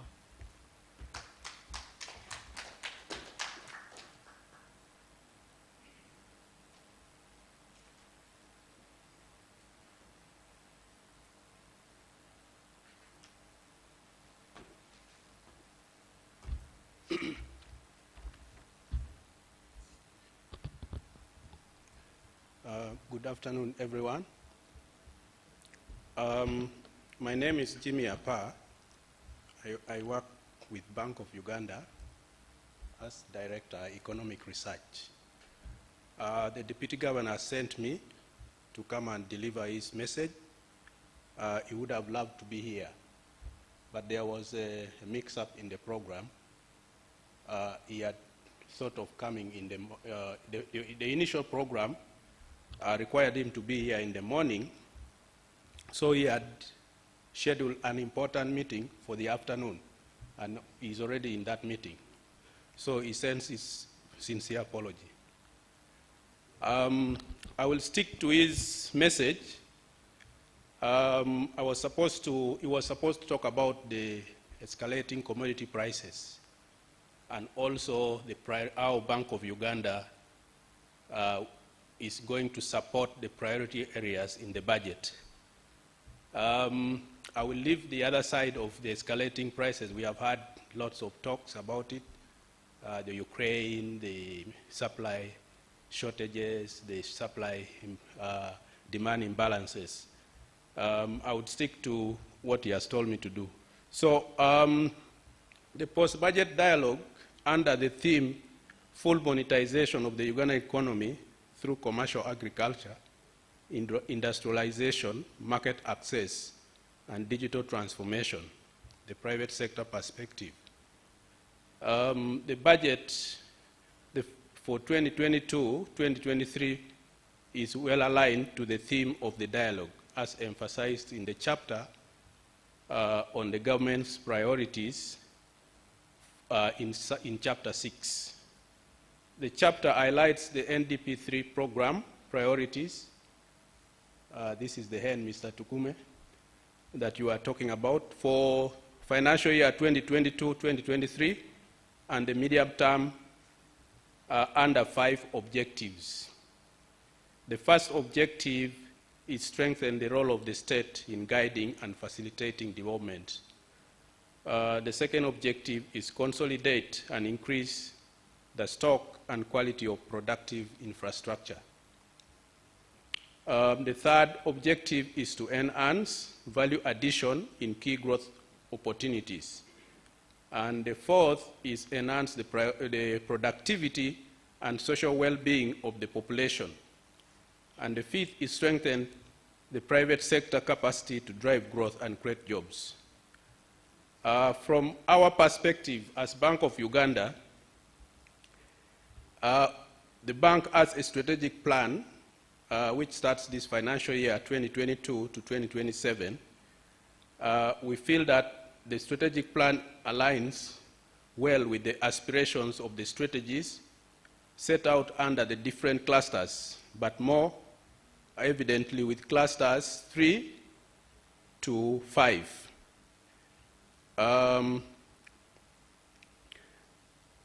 I will highlight some of the strategic focus areas and initiatives of BOE or Bank of Uganda that speak to the priority areas of government identified in the financial year 2022-2023 budget under each of these clusters, which we believe is where our role as Bank of Uganda can contribute most effectively towards investment and job creation. Enhancing value addition in key growth opportunities. This cluster comprises 5 programs: agro-industrialization program, mineral development program, sustainable development of petroleum resources program, tourism development program, and the natural resources, environment, climate change, land and water management program. The BOU initiatives in the strategic plan 2022-2027 will directly support agro-industrialization program, which aims at enhancing commercialization and improving competitiveness of agricultural output and agro-processing to enable Uganda to achieve the country's long-term aspiration of increasing household incomes and improving the quality of life through efficient management of government support to the private sector under the Agricultural Credit Facility and the Small Business Recovery Fund.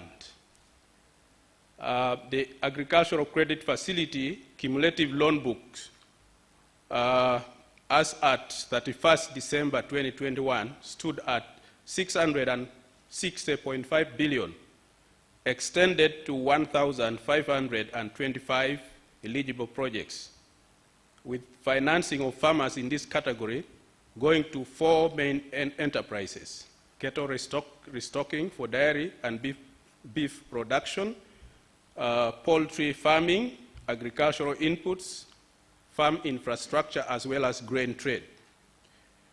The innovation of block allocation. This is a new innovation where they target micro enterprises. The innovation of block allocation under the ACF unlocked access to credit for micro and smallholder farmers who would otherwise be excluded from securing credit for lack of collateral, to the tune of Uganda shilling 6.3 billion to 550 rural farmers by December 31st, 2021. We will be working towards increasing the resources available within the ACF, the Agricultural Credit Facility, for funding of the agro-processing portfolio to increase capacity and jobs that will come with this increased capacity. The second thing that the Bank of Uganda strategic plan will support is sustainable development of petroleum resources program, whose goal is to ensure that the oil and gas industry can contribute across all development indicators, either by enhancing its positive contributions or by avoiding or mitigating negative impacts, the Dutch disease, to ensure that no one is left behind by efficiently managing the Petroleum Investment Fund and ensuring macroeconomic stability through strengthening our monetary policy framework to incorporate the oil economy and attendant risks on prices, and financial sector stability through enhancing our stress testing frameworks to identify potential risks and formulating appropriate policy response.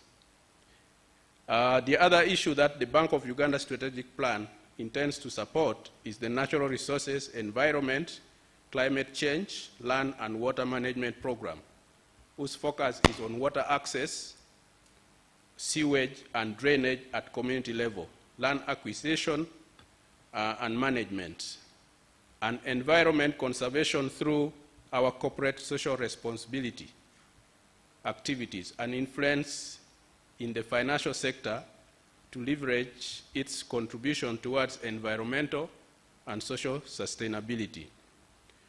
The other thing is enhancing the productivity and social well-being of the population. The productivity and social well-being cluster is hinged on 4 programs. That is to say human capital development, community mobilization and mindset change, innovation, technology development and transfer, the regional development, and highlights commitments to increase the productivity of the population for increased competitiveness and better quality of life. The Bank of Uganda initiatives in the Strategic Plan 2022-2025 will directly support the human capital development, whose aim is to ensure the availability of appropriate and adequate human capital to facilitate increase in production, productivity, technological growth through our outreach programs on financial literacy.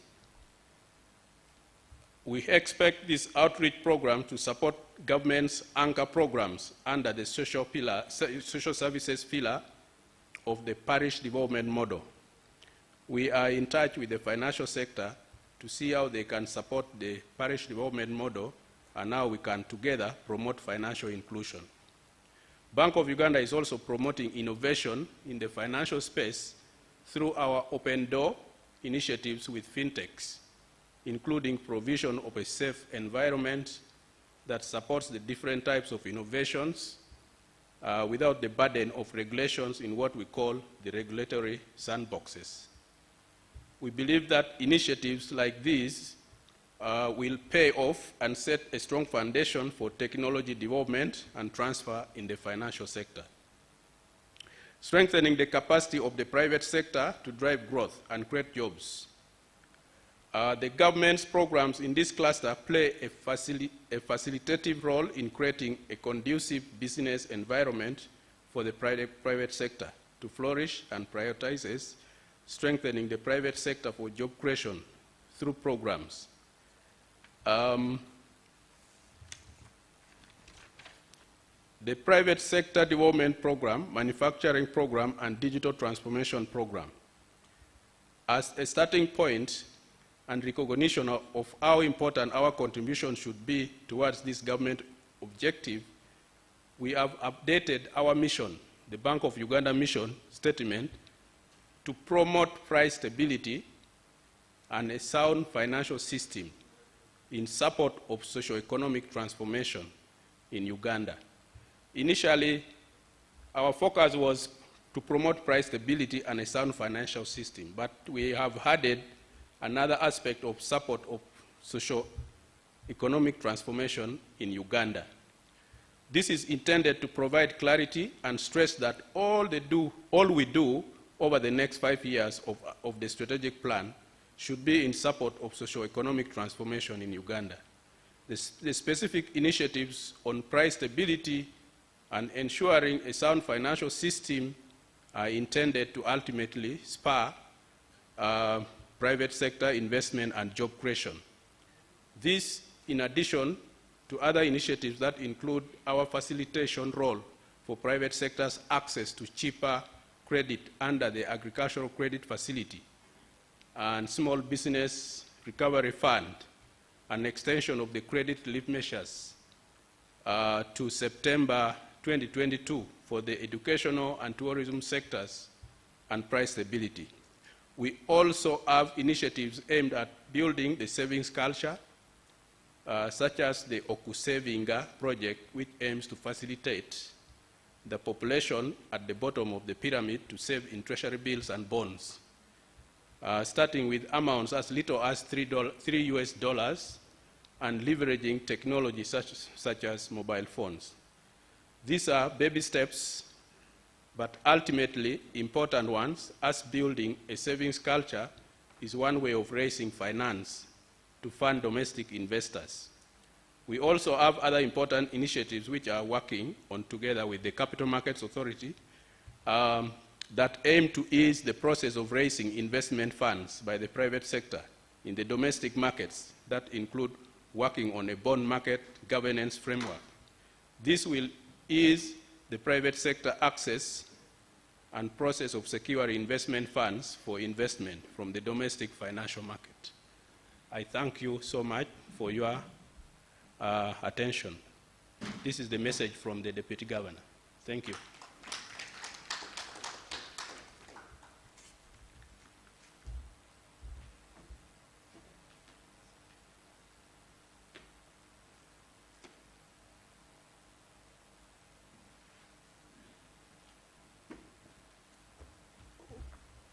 Thank you very much, Deputy Governor.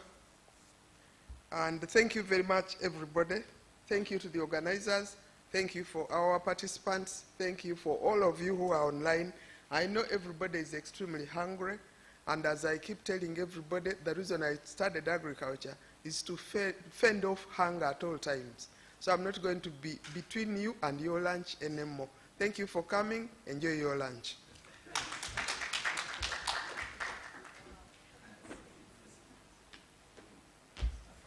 Thank you, Honorable, for being so brief and for those closing remarks.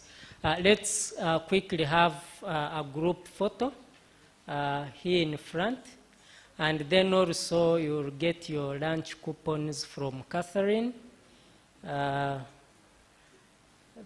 So a group photo quickly and then we go for lunch. Thank you. We can just stand here. A group photo.